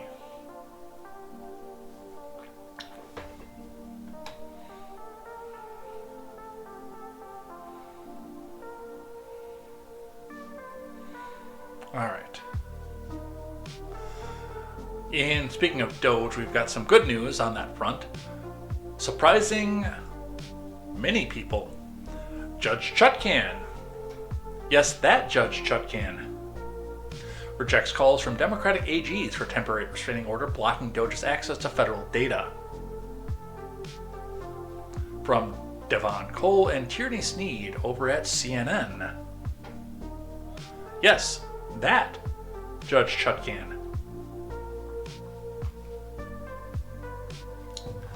A federal judge declined on Tuesday to temporarily block Elon Musk and his Doge from accessing federal data systems in a slew of executive branch agencies. The decision by U.S. District Judge Tanya Chutkan, yes, that one, is an early blow to efforts by a group of Democratic state attorneys general to hamstring Musk and Doge as they undertake efforts to upend a federal workforce. But the judge also indicated she was skeptical about the Trump admin's statements about Musk and his powers in Doge. Musk and Doge's access to closely guarded government data, including sensitive information it has collected about and from the American public, has become a battleground in the legal fight against the Trump admin's efforts to reshape the federal bureaucracy. The attorneys general sued Musk last week, arguing that his role in the government is a violation of the Constitution's Appointments Clause, which it's not, by the way, which gives the president the power to appoint officials who must then be confirmed by the Senate. Now, if Musk had any sort of enforcement authority, then yes, he would have to be confirmed by the Senate. Doge is an advisory role. That's how they get around it.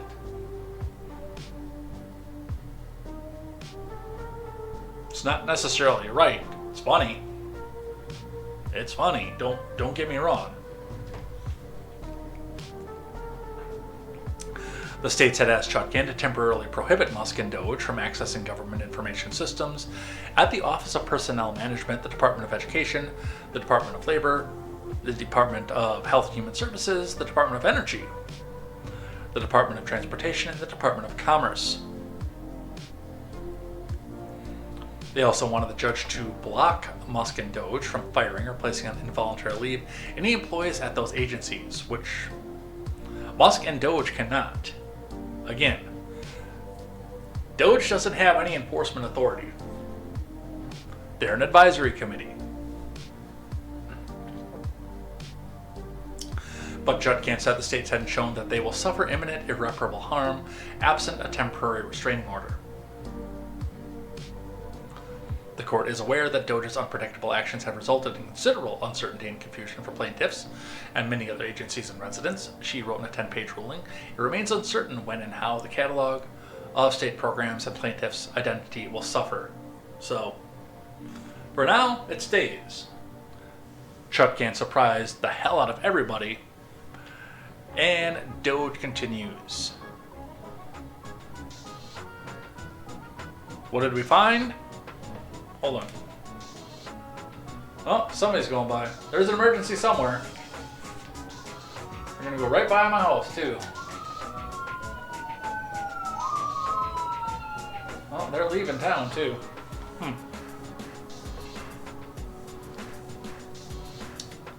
I hope everybody's safe, at least. FEMA says it's holding payments for migrant housing in New York after Musk blasts money for hotels. From Rebecca Santana and Cedar Atanasio. The acting head of the federal agency responsible for responding to disasters said Monday he's suspending payments sent to New York to house migrants, that the staff who made them will be held accountable after Elon Musk blasted the transactions on his social media platform. Musk has consolidated control over much of the federal government, is working to cut costs and shrink the workforce. No, he hasn't done that. Again, he's an advisor. Posted on X that his team just discovered FEMA sent $59 million last week to luxury hotels in New York City to house illegal migrants. He said the money is intended for disaster relief and would be clawed back. Cameron Hamilton, acting admin of the Federal Emergency Management Agency, reposted Musk's comment and said the payments were suspended as of Sunday. Musk gave no evidence to support his claim, and the information from the City of New York indicated that monies received for care for migrants was appropriated by Congress and allocated to the city last year by FEMA. Which, and again, I don't necessarily think that that is the best role for FEMA. If we do have to find a way to house migrants, I would say HHS would cover that, wouldn't they? Not FEMA.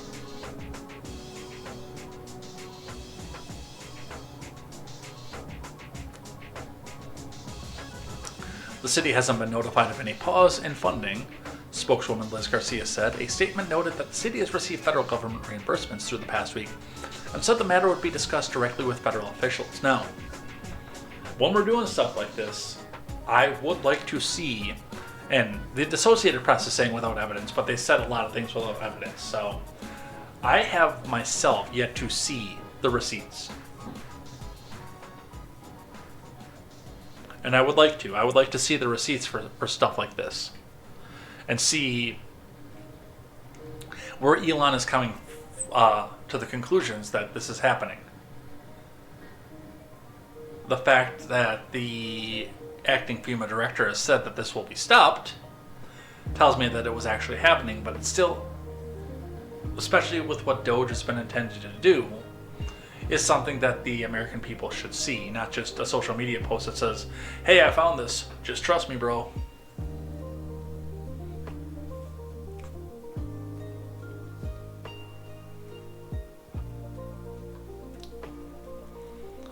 Neither Hamilton nor Musk specified what kinds of payments were involved, but the comments on X, reposted thousands of times, likely referred to payments made by the Shelter and Services Program, which gives money to reimburse cities, towns, and organizations for immigration-related expenses. Again, is this really something that needs to be done by FEMA?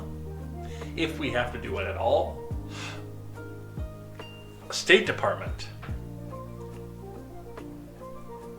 Because they would be the people who would decide who is admitted to this country and who isn't.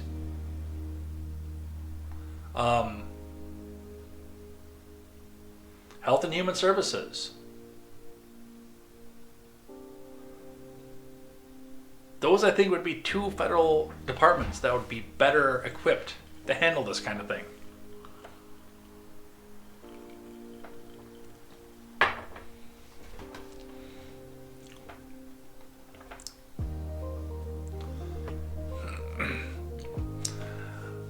With Eric Adams getting involved in this now, there may be more to this story. Elon Musk claims FEMA sent $59 million last week to luxury New York City hotels for illegal migrants, but City Hall says there's more to the story. From Nika Shakhnazarova, Craig McCarthy, and Matt Troutman. Elon threatened to claw back $59 million. He said the Federal Emergency Management Agency sent last week to luxury hotels in New York City to house illegal migrants, a claim that City Hall officials rebutted on Monday. Elon said in an early morning post on X that the funds were just discovered by his department, even as Trump called for a complete overhaul of FEMA that could see it even shuttered.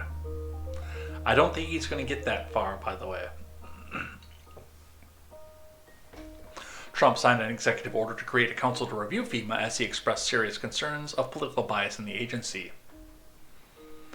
Musk's threat could put Adams in an awkward position, as his owner has desperately pleaded for funding from the federal government during the years-long migrant crisis that's cost the city $7 billion.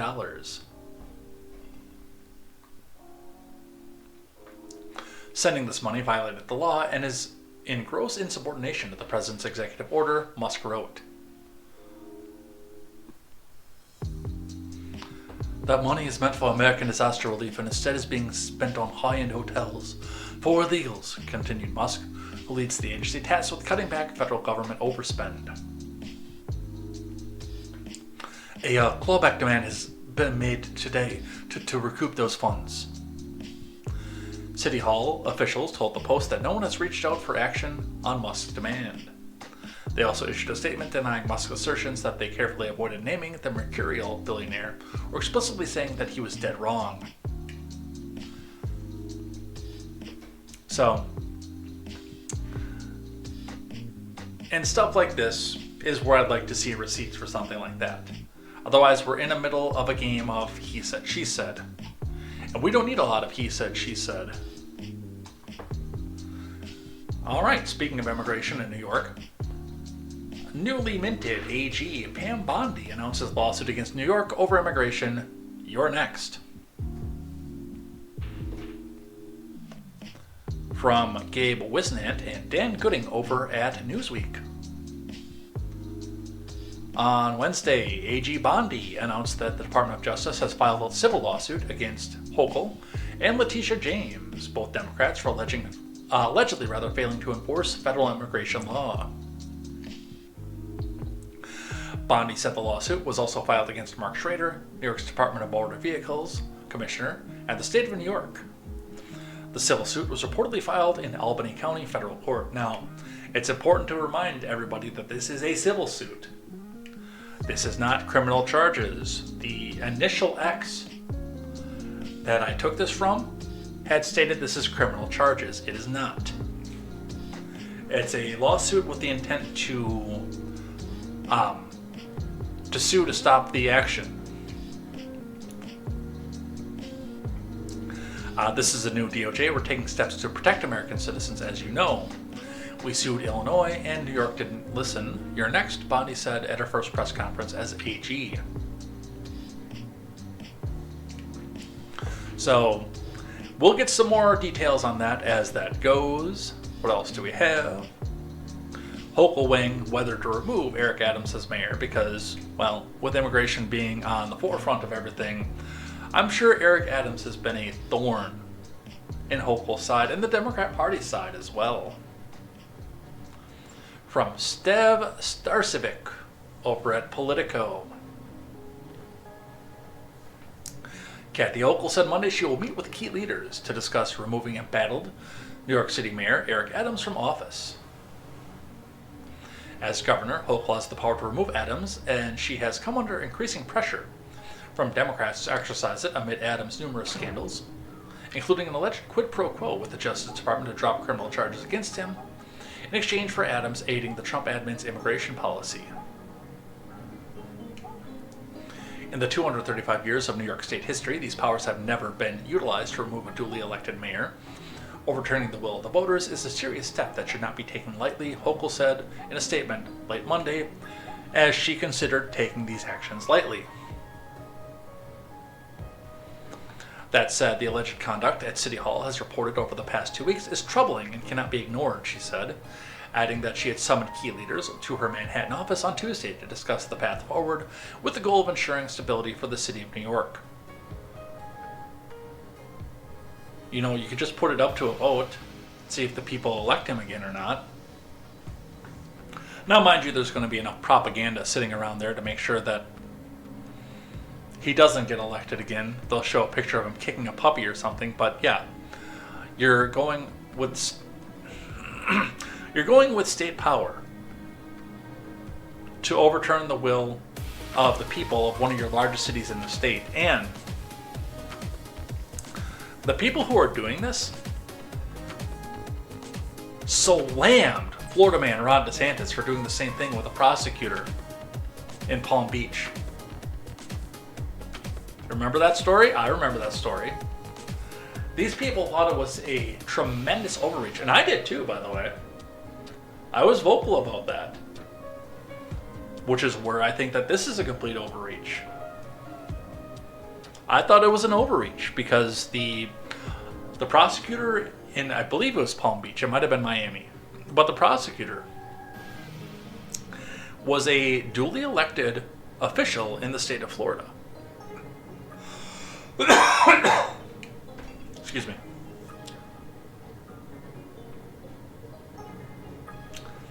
So for Florida man Ron DeSantis to go back and fire him completely overturned the will of the people of the municipality that he served.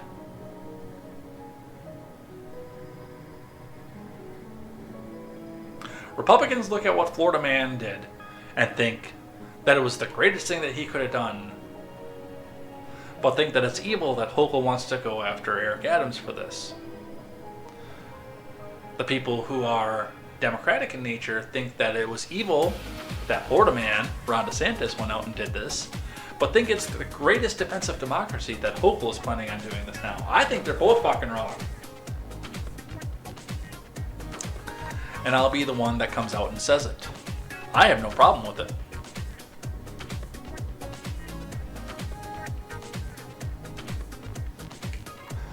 Alright, are you ready for some good news? I'm ready for some good news. And we're gonna kind of tear through the rest of this here. We're almost done. Then we've got things I like and things that I hate. House Republicans form task force to push for declassification of federal secrets. Boy, would I love to see that. And again, I don't want to see people get prosecuted for stuff. I just want transparency. I want to know what happened. I want to see the JFK files. I want to see the Epstein files. We the people deserve to know.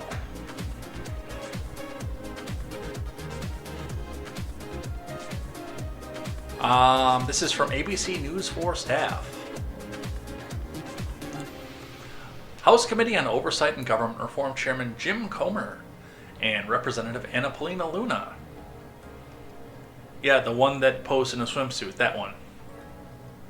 Have announced the Republican members serving on the newly formed task force of the declassification of federal secrets.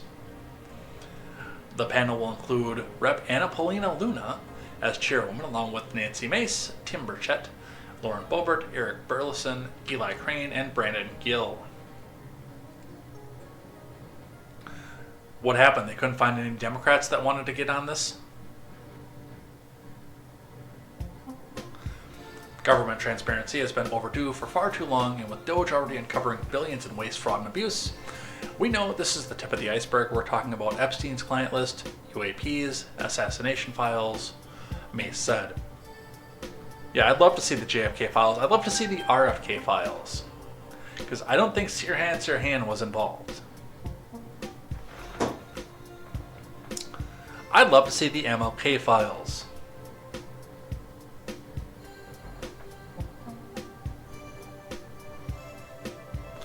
Fuck, I'd like to see the files on Malcolm X. Before Rage sold out to the government, I was a big Rage fan. Rage Against the Machine. You know they murdered X and tried to blame it on Islam.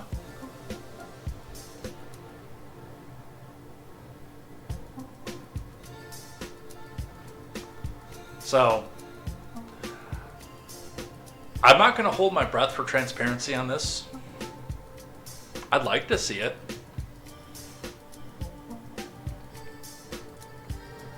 I think the people involved are going to try, but I think they're going to get wrapped up in a large amount of classification.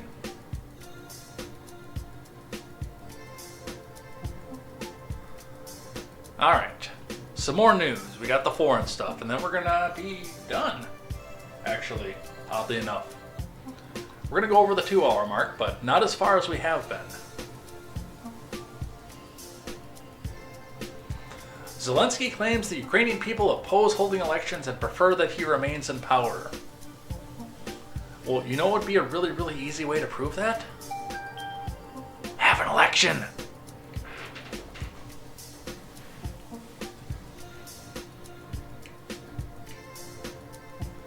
Huh? Huh? If you have an election and you're so confident that you're going to win because the people want you to be in power, then they will re-elect you in a landslide. Probably with US government help, but that's not something that we say on YouTube.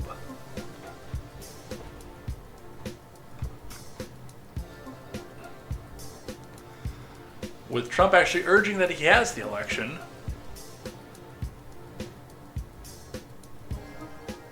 Trump calls for Ukraine to hold elections to potentially replace Zelensky as he takes a swipe at president's approval rating. From Diana Glebova. Trump said Tuesday that Ukraine should hold elections to potentially replace Ukrainian President Volodymyr Zelensky. We have a situation where we haven't had elections in Ukraine, where we have martial law, essentially, martial law in Ukraine. It's the worst. Trump said at a press conference at Mar-a-Lago after his U.S. delegation finished talks with Russian officials in Saudi Arabia.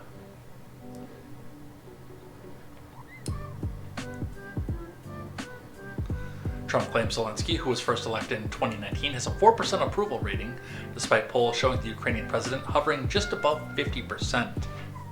I'm sure that's not cooked at all. Presidential elections were scheduled for April of 2024, but none of them were held since Ukraine has been in a state of martial law since Russia launched... Yeah, I'm not going to go into that. Zelensky, in 23, said an election would give way to political divides at a time when the country should be focused on defense. Said every dictator in history.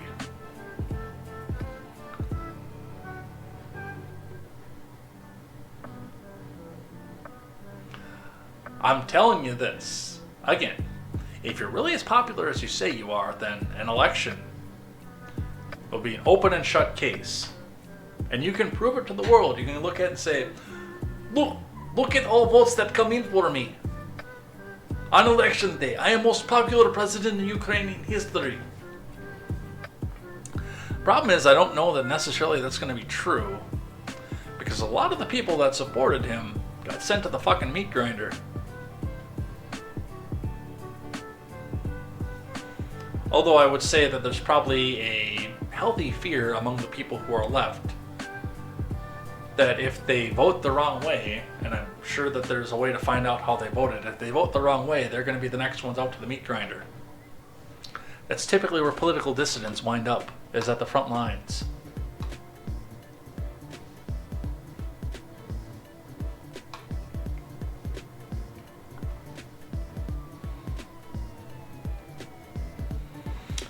And from Fox News, Zelensky faces perilous re-election odds as U.S. Russia push Ukraine to go to the polls as part of a peace deal. From Morgan Phillips.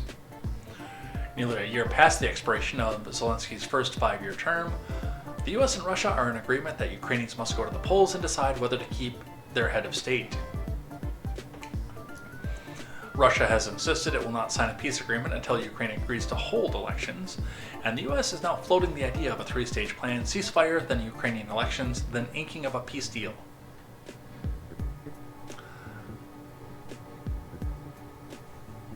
Again, one of the trademarks and hallmarks of dictatorships is that when they have political dissenters, they go right to the fucking front lines. So I could see why there's a healthy fear and why his approval rating might be up. And honestly, I don't know how an election in Ukraine would go. Alright, in the repayment field, from NPC News, Zelensky tells aides to reject U.S. pitch for 50% of Ukraine's rare earth minerals. From Kristen Welker, Courtney Koob, Carol E. Lee, and Namdi Egwonu. I think I pronounced that right. Volodymyr Zelensky has told his aides to reject Trump admin's officials' proposal that would grant the significant access to Ukraine's rare earth minerals, a Ukrainian official close to Zelensky confirmed to NBC News. Unnamed sources, of course. Where's the Mogwai? Where's the Mogwai's kept? U.S. officials said the proposal would be a form of repayment for the support Washington has provided to Kiev since its war with Russia began, but according to the aides close to him, Zelensky did not feel the agreement included adequate security guarantees for the Ukraine. Treasury Secretary Scott Bessent first proposed the draft agreement, which would have granted the U.S. 50% ownership of Ukraine's rare earth minerals to Zelensky last week, NBC News reported.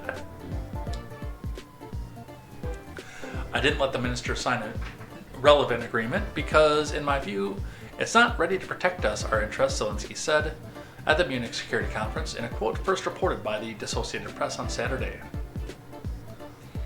A U.S. official called Zelensky's response to the offer short-sighted, adding it would secure an enduring partnership between the two countries. Well, I don't believe you. But hey, why not throw something like this? Because that's what we framed up the forever wars in Iraq over.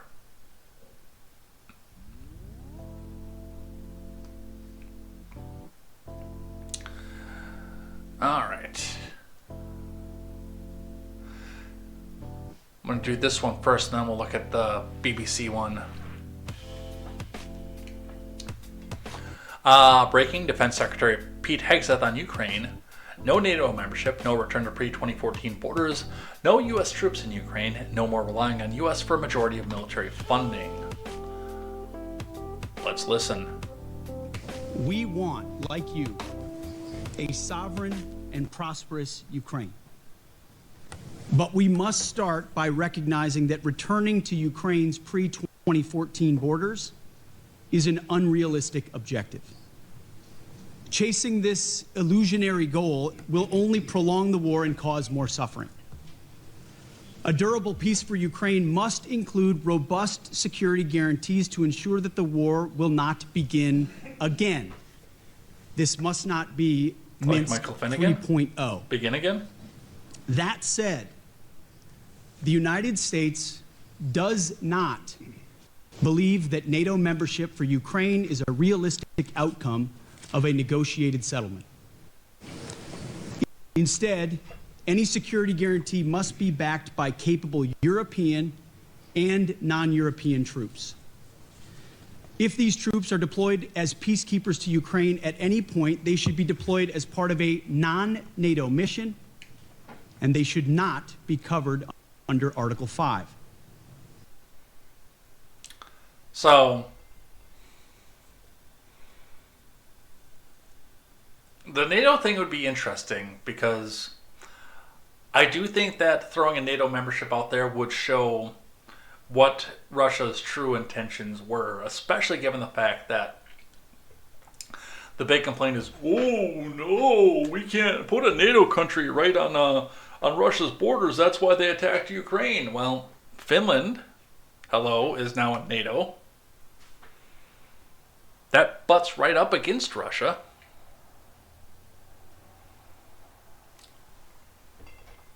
But the borders thing, and there's so much about this conflict that I wish that we knew, that I don't think that we do. And I still, to this day, believe that the intent was that the Donbass region petitioned for independence from Kiev, and Kiev said, fuck you.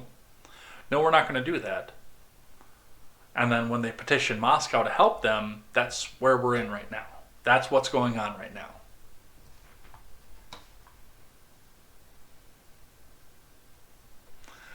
An op-ed that comes with this one, of course, from The Hill, because, well, it's got to be anti-Trump. Elliot Wilson, op-ed contributor to The Hill. The opinions expressed in this article are the opinions of Elliot Wilson, not necessarily The Hill, Contemporary, or J. Edgar. Hegseth makes clear that Trump will sell out Ukraine. Because anything other than going back to the pre-2014 borders is just selling out Ukraine. During last year's election, supporters of Trump sought to reassure skeptics that his rhetoric on Ukraine was just an electoral pose. Dave Kramer, a Bush-era State Department official, which is half his problem right there, told Vox, who is now defunct, that Trump had no desire to see Ukraine defeated, and the last thing Trump is going to want, there would be chaotic collapse a la Afghanistan 2.0. No one should have been fooled. The evidence was there to indicate that a Trump victory would mean drastic reduction of military and financial assistance to Ukraine, and intense pressure for an end to the conflict, no matter what the terms. Anyone who's now surprised was not listening. Pete Hegseth confirmed this approach last week in a Brussels meeting, at a meeting of the Ukraine Defense Contact Group, an alliance of 57 countries and the European Union that coordinates military assistance to Kiev. His message was simple: the war must end, and the U.S. was willing to offer substantial concessions to win over Putin. America is turning its back on Ukraine. Hegseth said that returning to the pre-2014 borders with Russia is an unrealistic objective. It is. Ukraine's potential membership of NATO is not a realistic outcome of a negotiated settlement. Policing ceasefire. Let's go back to that one. Ukraine's potential membership of NATO is a realistic outcome of a negotiated settlement. It's just probably not going to happen for a few years because, one of the conditions to entering NATO is that you can't be in any active conflict, and they're literally in an active fucking conflict right now. And will have just begun getting out of one.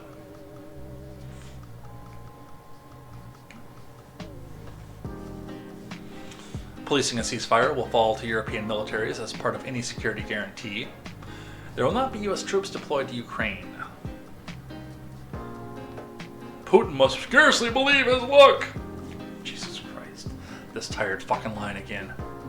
The Trump admin's position means Russia will almost certainly retain the Ukrainian territory it has seized about a fifth of the country, and can exercise an effective veto over Ukraine's future foreign policy with NATO membership off the table.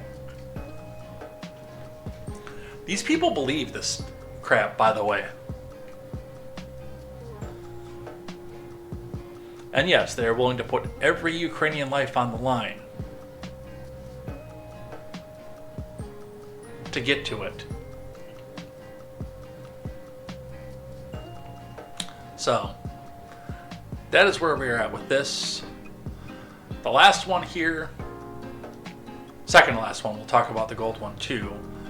Friend of the show, Clint Russell, Liberty Lock Pod. Trump is now negotiating a trilateral military spending drawdown between the U.S., China, and Russia. This might be the best thing I've ever heard an American president say. Let's listen. We have the greatest military equipment in the world. We're building it. At some point, when things settle down, I'm going to meet with China, and I'm going to meet with Russia in particular, those two, and I'm going to say there's no reason for us to be spending almost $1 trillion on military. There's no reason for you to be spending $400 billion. Solid, but be at 400 billion. We're at $1 trillion. We're going to be at close to $1 trillion. And I'm going to say we can settle this on, we can spend this on other things. We don't have to spend this on military. And I'm going to be meeting with China. We were trying to de-escalate nuclear, and I was in a position where Russia had agreed we were going to start, and then we had a rigged election, so that never took place. But this one was too big to rig. We won by so much that it was too big to rig. We have the greatest military equipment in the world. We're building it. At some point, that'd be a big thing. That'd be a giveaway, by the way, too, to the Democrats and the former Democrats, the anti-war crowd, the people like me, who have long held the position that the forever wars in the country are out there to make billionaire investors in defense contractors rich. How do you cut spending and money away from billionaire defense contractors that you supposedly hate as liberals? You draw down military spending. I would love to see the left wing spin this, although I already know how they're going to do it because they say if we draw down our spending, that means we're just giving the country away to Russia. Russia. I agree with Clint. That's one of the best things I've ever heard an American president say in my life. All right, last one before we do things I like and things that I hate comes to us from the New York Post. The UK faces a gold shortage as traders send $82 billion to New York in anticipation of Trump tariffs.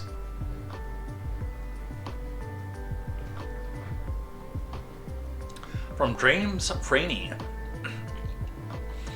London is facing a gold shortage after traders pulled out billions of bullion from the vaults of the Bank of England and stockpiled them in the New York amid fears that Trump will slap fresh tariffs on the shining commodity. The Financial Times reported on Wednesday. The British newspaper said traders have amassed an $82 billion stockpile in New York in recent weeks. Is that what happened, or did you just not have as much gold as you told people you did? The report, quoting the people familiar with the matter, unnamed sources, added that the apparent rush to pull gold out of the UK left them facing a 4 to 8 week delay in recovering their investment. People can't get their hands on gold because so much has been shipped to New York, and the rest is stuck in the queue, one industry executive was quoted as saying. Liquidity in the London market has been diminished. The Bank of England has declined to comment. So, data cited by the Financial Times said traders have shipped nearly 400 metric tons to the vaults of the New York's COMEX Commodity Exchange.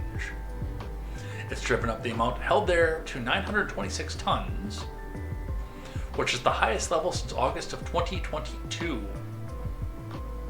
Total flow to the U.S. could be far higher, the FT said, citing sources, unnamed of course, because there have been shipments to private vaults owned by the HSBC and JP Morgan. The question here is that what's happening to this as people are starting to try to call on their gold, or did they just not have enough in there to cover all the promised notes that they had out of there? Because I'm kind of feeling like the second is true. Because this all popped up about the same time that the Doge department started talking about auditing the Federal Reserve. So, we'll see what happens. Too early to tell on this one. Alright, and now let's finish out the day with the Ferengi rules of acquisition and some things that I like and some things that I hate. On the rules of acquisition, we left last week on the 79th rule of acquisition, beware the Vulcan greed for knowledge, which means that we move up now to the 82nd rule of acquisition. A fun one for me, of course, the flimsier the product, the higher the price. There are a few ways to look at this one, and I only looked at this first as the fact that your product was perishable, and therefore had the ability to fall apart and have to be replaced at a great expense. But one of the other avenues of this is there's certain handcrafting and rarity that goes with it. I think about Fabergé eggs when I look at something like this. They're incredibly fragile. Barely a breeze will destroy them. But they're incredibly valuable because both of the materials that they're made out of and the hand craftsmanship that goes with them. I mean, there's never going to be two Fabergé eggs that are exactly identical. They're all but irreplaceable at this point. So we have this as well. Now, if you have a very, very sturdy, irreplaceable, one-of-a-kind product, it's not going to be as valuable because you can turn around and trade it as a commodity, continue to get the value out of it, even long after you're done using it. But the price especially goes up if the product is flimsy, if it can barely withstand a hard breath, a hard wind, or getting dropped on the floor. Because in addition to having the inherent inability to reproduce something like that, you've also got the fact that there is an extra risk that comes with owning something like that.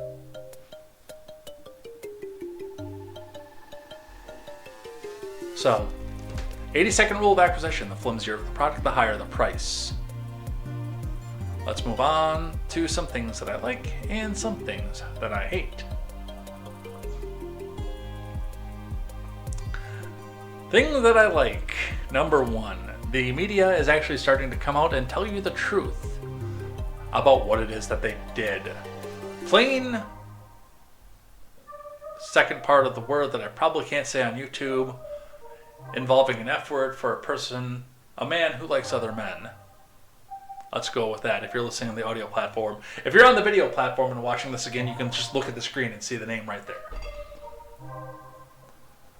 The rest of you have to go by what it is that I just described after this. It says, well, he puts out here in the action quotes, comically loud spit take sound effect, with a screen cap of a political article that says voters were right about the economy, the data was wrong.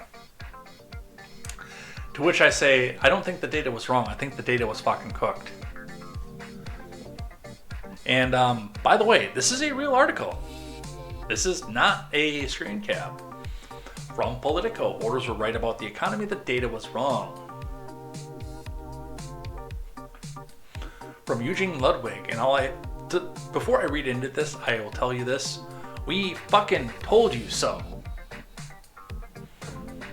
Before the presidential election, many Democrats were puzzled by the seeming disconnect between economic reality, as reflected in various government statistics, and the public's perception of the economy on the ground. Many in Washington bristled at the public's failure to register how strong the economy really was. They charged that right-wing echo chambers were conning voters into believing the entirely preposterous narratives about America's decline. What they rarely considered was that something else might be responsible for the disconnect, whether, for instance, government statistics were fundamentally flawed. What if the numbers supporting the case for broad-based prosperity were themselves misrepresentations? What if, in fact, darker assessments of the economy were more authentically tethered to reality? On some level, I relate to the underlying frustrations. Having served as the comptroller of currency during the 90s, I spent substantial chunks of my career exploring the gaps between public perception and economic reality, particularly in the realm of finance. Many of the officials I befriended and advised over the last quarter century, members of the Federal Reserve, those running regulatory agencies, many leaders in Congress, have told me they consider it their responsibility to set public opinion aside and deal with the economy as it exists by the hard numbers. For them, government statistics are thought to be as reliable as solid facts. That's a fucking lie right there. In recent years, however, as my focus has broadened beyond finance to the economy as a whole, the disconnect between hard government numbers and public perception have spurred me to question that faith. I've had the benefit of living in two realms that seem to rarely intersect. One as a Washington insider, the other as an advisor to lenders and investors across the country. Toggling between the two has led me to being increasingly skeptical that the government's measurements properly capture the realities defining unemployment, wage growth, and the strength of the economy as a whole. I'm not going to read a lot more of this propaganda on air. I am either going to do a solo video on this, or this is something that I want to submit to Ordinary Times. I gotta talk to my friend Olive and figure out what it takes to be brought into something like this one here. But what I want to talk about this as a bit of a preview of the rant that I want to go on with this is the fact that no, the numbers weren't wrong. The numbers were outright cooked. Something I've seen a little bit into this. Now, statistically, and I'll have to look up the numbers, and this is part of the reason I don't want to opine on this too hard at this point, because I want numbers to back up what I'm saying, and I know that I can find them. As I believe Biden was responsible for one of the biggest increases in the federal workforce at this time. So, while yes, a lot of insiders, people with political connections, people with all sorts of other connections off of this, and especially people who are looking to get their student loans paid off by doing their public service, went into the federal workforce in droves upon droves, seemingly in numbers like we've never seen before, to make sure that you've got that unemployment rate really, really low.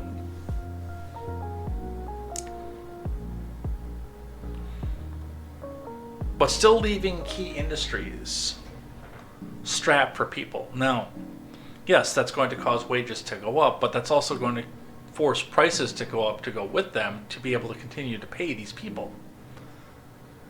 One of the things that I noted And this is a big disconnect between the first big crash under Obama and the second soft crash because of the government workforce under Biden, is that there aren't as many people that are running to the trades this time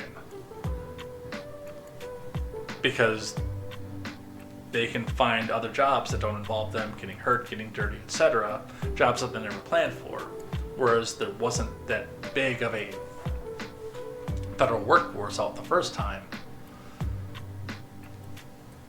So the wages, I mean, they drove up, but now you've got to pay a mechanic $30 an hour, and now you've got to go charge a customer $210 in order to make ends meet.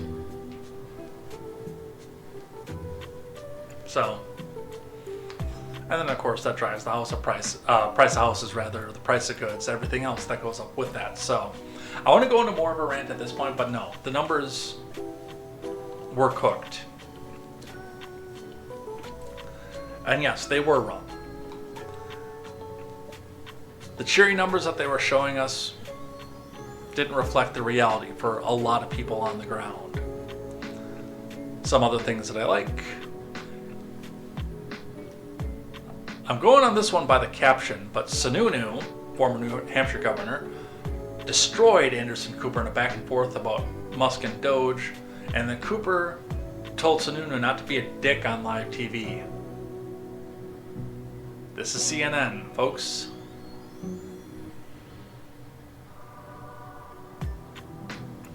It's amazing to me that if this is actually accurate, this is the point that they've got to. They used to be the professional. We have to be above and beyond everybody else. And Trump is evil and orange because he says bad words on TV, and now we're saying bad words on TV. But again, I haven't pre-listened to this one, so let's listen to this one together.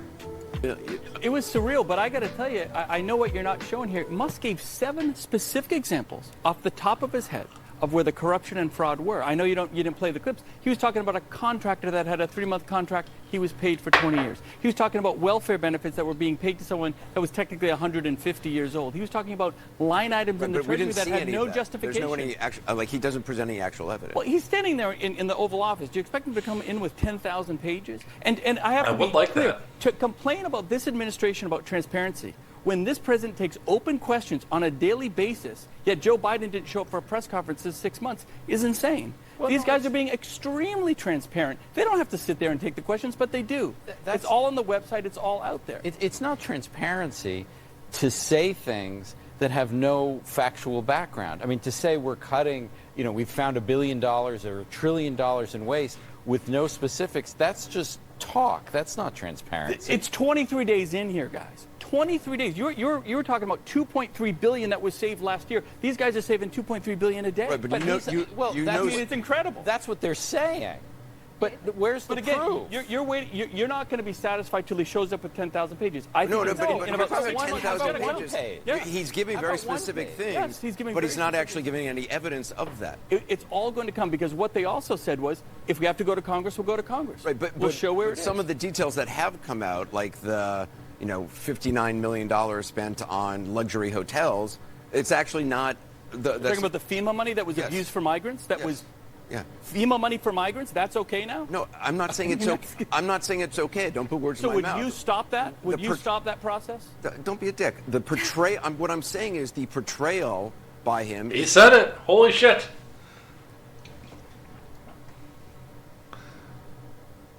That's a good way to answer, I guess. One of the other things that I liked about this, now, this one is grain of salt mode, and I'll fully admit to that. I was looking for a confirmation of this. I was not able to find this. But I wanted to bring it out based on the fact that, yes, it's everybody that's getting audited. It's not just Democrats and we just want to take down Democrats. It's everybody. Because Mullen has been a vocal, I am for the people kind of guy. And if this is true, then yes, audit his ass too. Bought from the Calvin Coolidge project, report Oklahoma Senator Mark Wayne Mullen bought $100,000 in Iron Mountain, which Doge exposed for running the mine that slowly processes federal retirements at the speed of a snail. Mullen is in on the Senate Subcommittee for Retirement Security, which is, of course, a major conflict of interest. Looks like Doge is starting to dispose Mullen's cash cows. If there is confirmation that this is true, then yes, he needs to answer to his voters about this. And yes, even though he is, well, I guess I'm not MAGA again, but even though he himself is supposed to be this big MAGA, I love Trump kind of guy, yeah, expose him. Go back and audit him. Nobody should be safe from it. We should see what all investments all of our Congress people have. I mean, I've made my thoughts on Ron Johnson quite clear at this point, but yeah, audit him, audit Vance, see what he's got in the bank somewhere. All of them.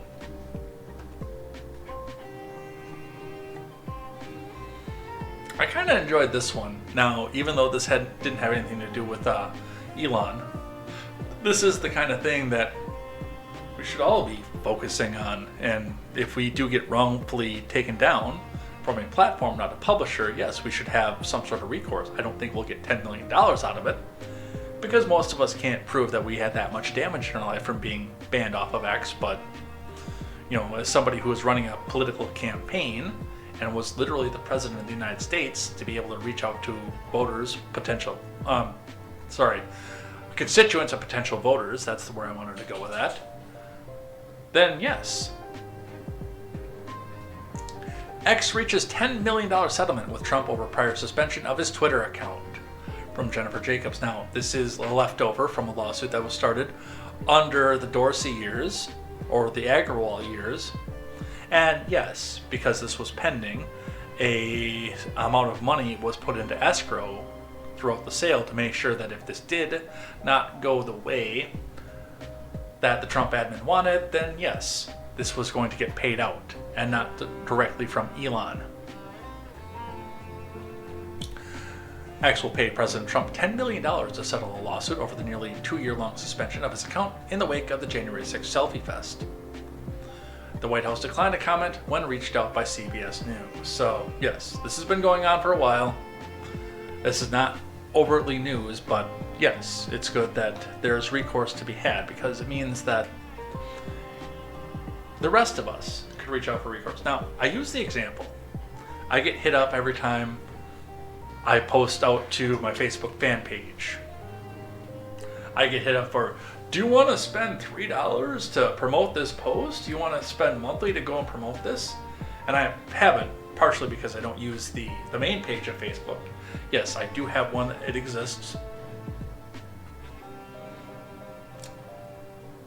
But if you friend request me, if you figure out what my last name is and friend request me, it's never going to get approved because, well, I don't go on there and do that.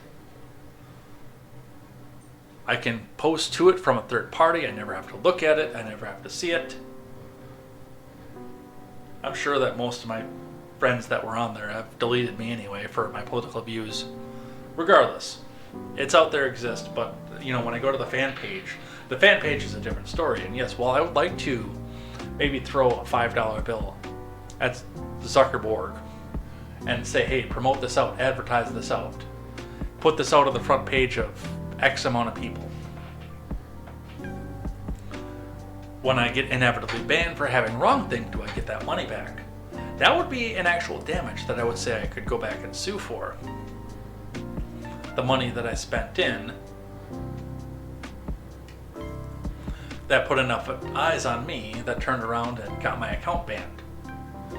No, that's not going to be anywhere close to worth $10 million, but it would make me feel a little bit safer in the fact of actually putting money in, because I know that there'd be recourse to it if I were to lose that account and have some financial damage. Or like if some grandma out there runs a knitting page where she goes and sells her wares and uses that to advertise her Etsy, and then gets banned for saying that she doesn't like a certain medical procedure. I would feel like that'd be worth some recourse. So yes, I like the fact that this is out here.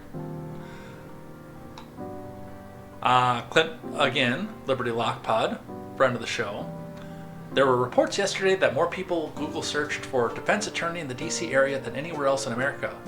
Want to know why? Here's why. Let's listen. I'm considering exemption. Talk about widespread fraud and abuse. Oh yeah, tremendous fraud. There's tremendous fraud, and it's hard to believe that you can have that kind of fraud. You're talking about are you talking about what? Wait. Which are you talking? You're talking about with regard to all of the investigations that are going on about this stupidity. What we're going to do is tomorrow I'm having a news conference. I'm going to read to you some of the names that hundreds of millions and even billions of dollars have been given to. And if you tell me that we should be giving money to those things, those entities, I think you'll probably have to leave as a reporter because you're not very talented.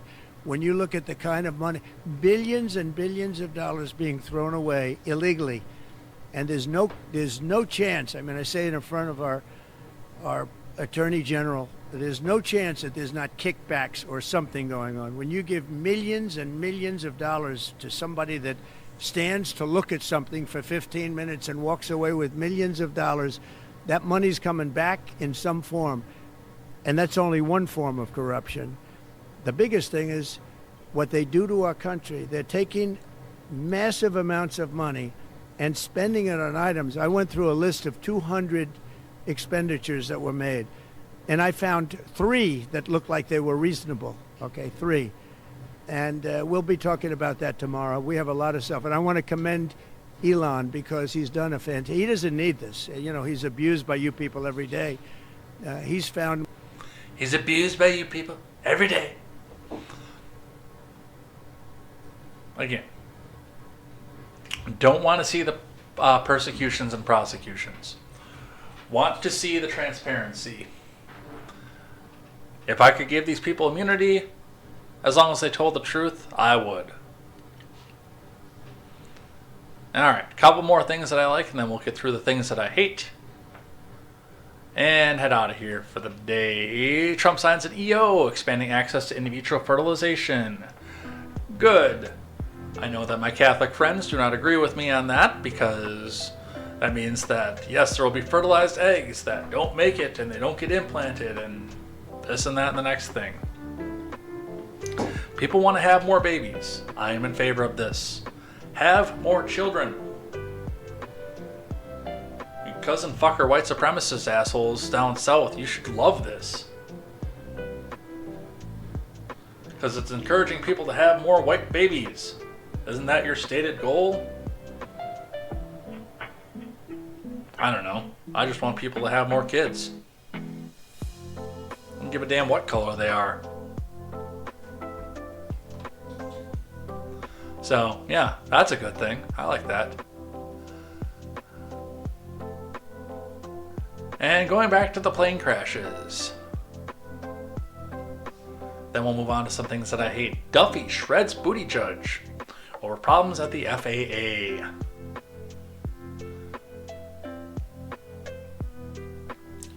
Transportation Secretary Sean Duffy slammed his predecessor, Mayor Pete, this week on social media, as Mayor Pete tried to imply that recent government cutbacks could have led to plane crashes that occurred since the Trump admin took over. How did he do so? Mayor Pete says the flying public needs answers. How many FAA personnel were just fired, what positions, and why? Duffy?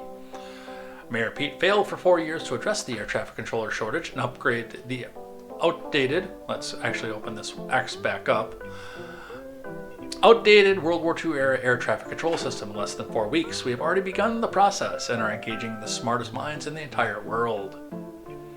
Here's the truth. The FAA alone has a staggering 45,000 employees. Less than 400 were let go, and they were all probationary, meaning they had been hired less than a year ago. 0 air traffic controllers and critical safety personnel were let go. Mayor Pete chose to use this amazing department that is so critical to America's success as a slush fund for the Green New scam and environmental justice nonsense, not to mention that over 90% of the workforce under his leadership were working from home, including him. The building was empty. Well, boom. Mic drop. Alright, that was things that I like. Let's talk about some things that I hate. This one I'm kind of on the fence on. I'm not going to lie. Because I am 100% against entrapment by the government, and realistically that's what is happening, and that's where a lot of these sick fucks are getting let off. Now, Libs of TikTok is posing this as Democrats protecting predators, which I can also agree with off of this, but I mean, if you take them to court and they get an acquittal, what have you really done to correct the problem? Because you went about it in a stupid fucking way. But Libs of TikTok, Democrats in Washington, that's Washington State, by the way, just proposed SB 5312, which seeks to reduce penalties for child predators caught in online targeted sting operations. They posed the question, why do Democrats love child sex predators? And I tend to agree with them on that point. But again, if you've got something where a good lawyer can come back out and say, haha, entrapment. That was the problem, by the way. And the Center Square is talking not about that, but they're talking about other issues that go along with this. One of the problems with things like To Catch a Predator with Chris Hayes, and it's funny to use the Chris Hayes meme when somebody says something on X that requires a hard drive check after the fact. It's funny to go throw the Chris Hayes meme up there and say, hey, why don't you have a seat? That's funny shit. But the reality is a lot of those cases fell through because of the simple entrapment that went along with that, because a good lawyer was able to find, using the laws that are in place already, that, hey, this person was not going after trying to diddle a kid. This person was trying to diddle an adult male who was pretending to be a kid. So you really have no case here. Yes, it was entertaining to watch these people get caught and exposed on NBC. Was it NBC that Catch Predator was on? Yeah, I think it was a part of 60 Minutes. So that would have been CBS, rather. It was funny to watch, but a lot of these cases got thrown out just because of the standing that was going along with it. So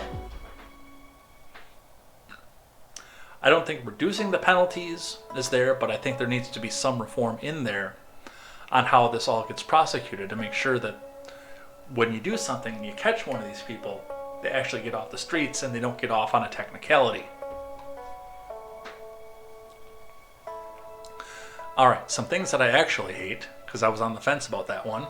Children's Hospital denies girl spot on transplant list due to vaccine status. And, I mean, this is one of the things that's going to be affected and effective for a very long time. And it's very unfortunate that we've had to divide ourselves with this. But what made this worse, of course, is that we now have to actually question whether it was for vaccine status or not. Because the person that was on the list happened to be a relative of J.D. Vance. Oh, looks like there's somebody on Twitch that needs to have the banhammer swung. But it's a nice, it's a fun one that hides behind not having a link so the robots don't get it. You can be quiet for 10 minutes. If you change your mind and you actually want to contribute to the conversation, you feel free, come back. I'll be happy to. Bye-bye. I doubt that person will. I'm pretty sure that's a bot. Anyway, yes. Now we have to actually sit and have the question, which the vaccine status was an automatic question on whether or not this was done for political purposes or not. But now, because it's somebody connected to J.D. Vance, are they denying this heart transplant? Because it's one of Vance's relatives. We'll never know. Bureaucratic legalese and nonsense will always show that, oh, hey, no, we're actually only doing this because of vaccine status. There's nothing to do with political aspirations or anything, but, you know, then we get to that. So, alright, other things that I hate. The SAVE Act. The SAVE Act came out this week. Once again, proving that the GOP just absolutely hates winning.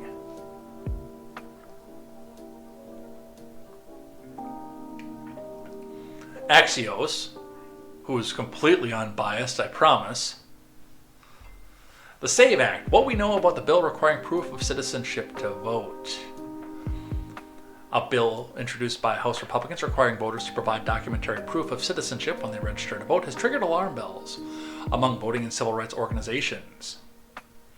The Safeguard American Voter Eligibility Act aims to restrict non-citizen voting, which is exceptionally rare and illegal. But voting rights advocates warn it could risk disenfranchising U.S. citizens who don't have proof of citizenship readily available. Which, if they were U.S. citizens, they would. The bill, championed by Chip Roy, has been on the congressional radar for months, first introduced in May, reintroduced in the 119th Congress last month. Roy, in a statement provided at Axios, characterized voting rights groups' concerns as absurd armchair speculation.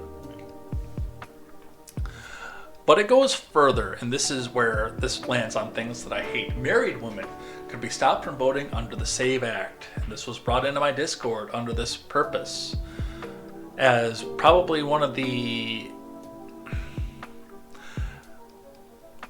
worst readings of this bill that there is. Now, before we do anything, I want to remind everybody that according to Article 2, Section 1, no matter what, this bill is unconstitutional on its face, which means it will not hold up to Supreme Court scrutiny. It's been settled for a long time that the federal government does not have a place to put their say into how local elections are run. That's why we have Article 2, Section 1, and something like this cannot pass without a constitutional amendment. That's part of the reason that every time one of these left-wing voters' rights activist groups runs up to the Supreme Court after going through all the rest of the courts trying to strike down Wisconsin's voter ID law, the Supreme Court says even under Democratic reading, even when it was controlled by Democrats pre-Trump, they always came back and struck it down because no, they don't have a place in monitoring state and local elections. So yes, this will fall on its face no matter what, but now we've also got the talking point of, oh, well, Donald Trump's Supreme Court is going to do this, and we have to expand the Congress, and then we got to pack the Supreme Court and all this other stuff. It gives them another talking point on something that can't pass constitutionally in the first place. And Chip Roy should know better, by the way.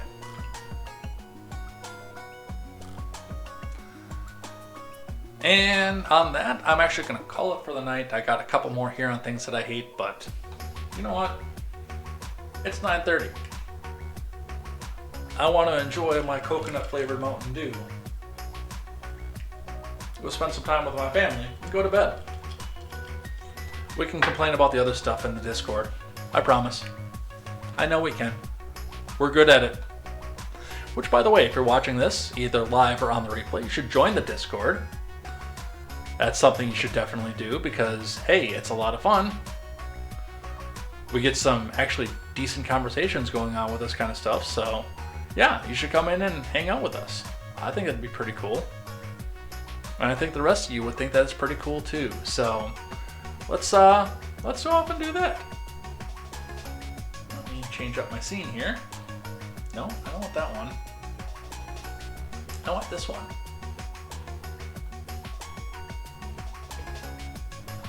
I'm gonna switch up my title card outro too. So that's ready to go when I say, hey, let's hit the raid button and go. All right, what else are we doing? Well, of course, we must have our outro music.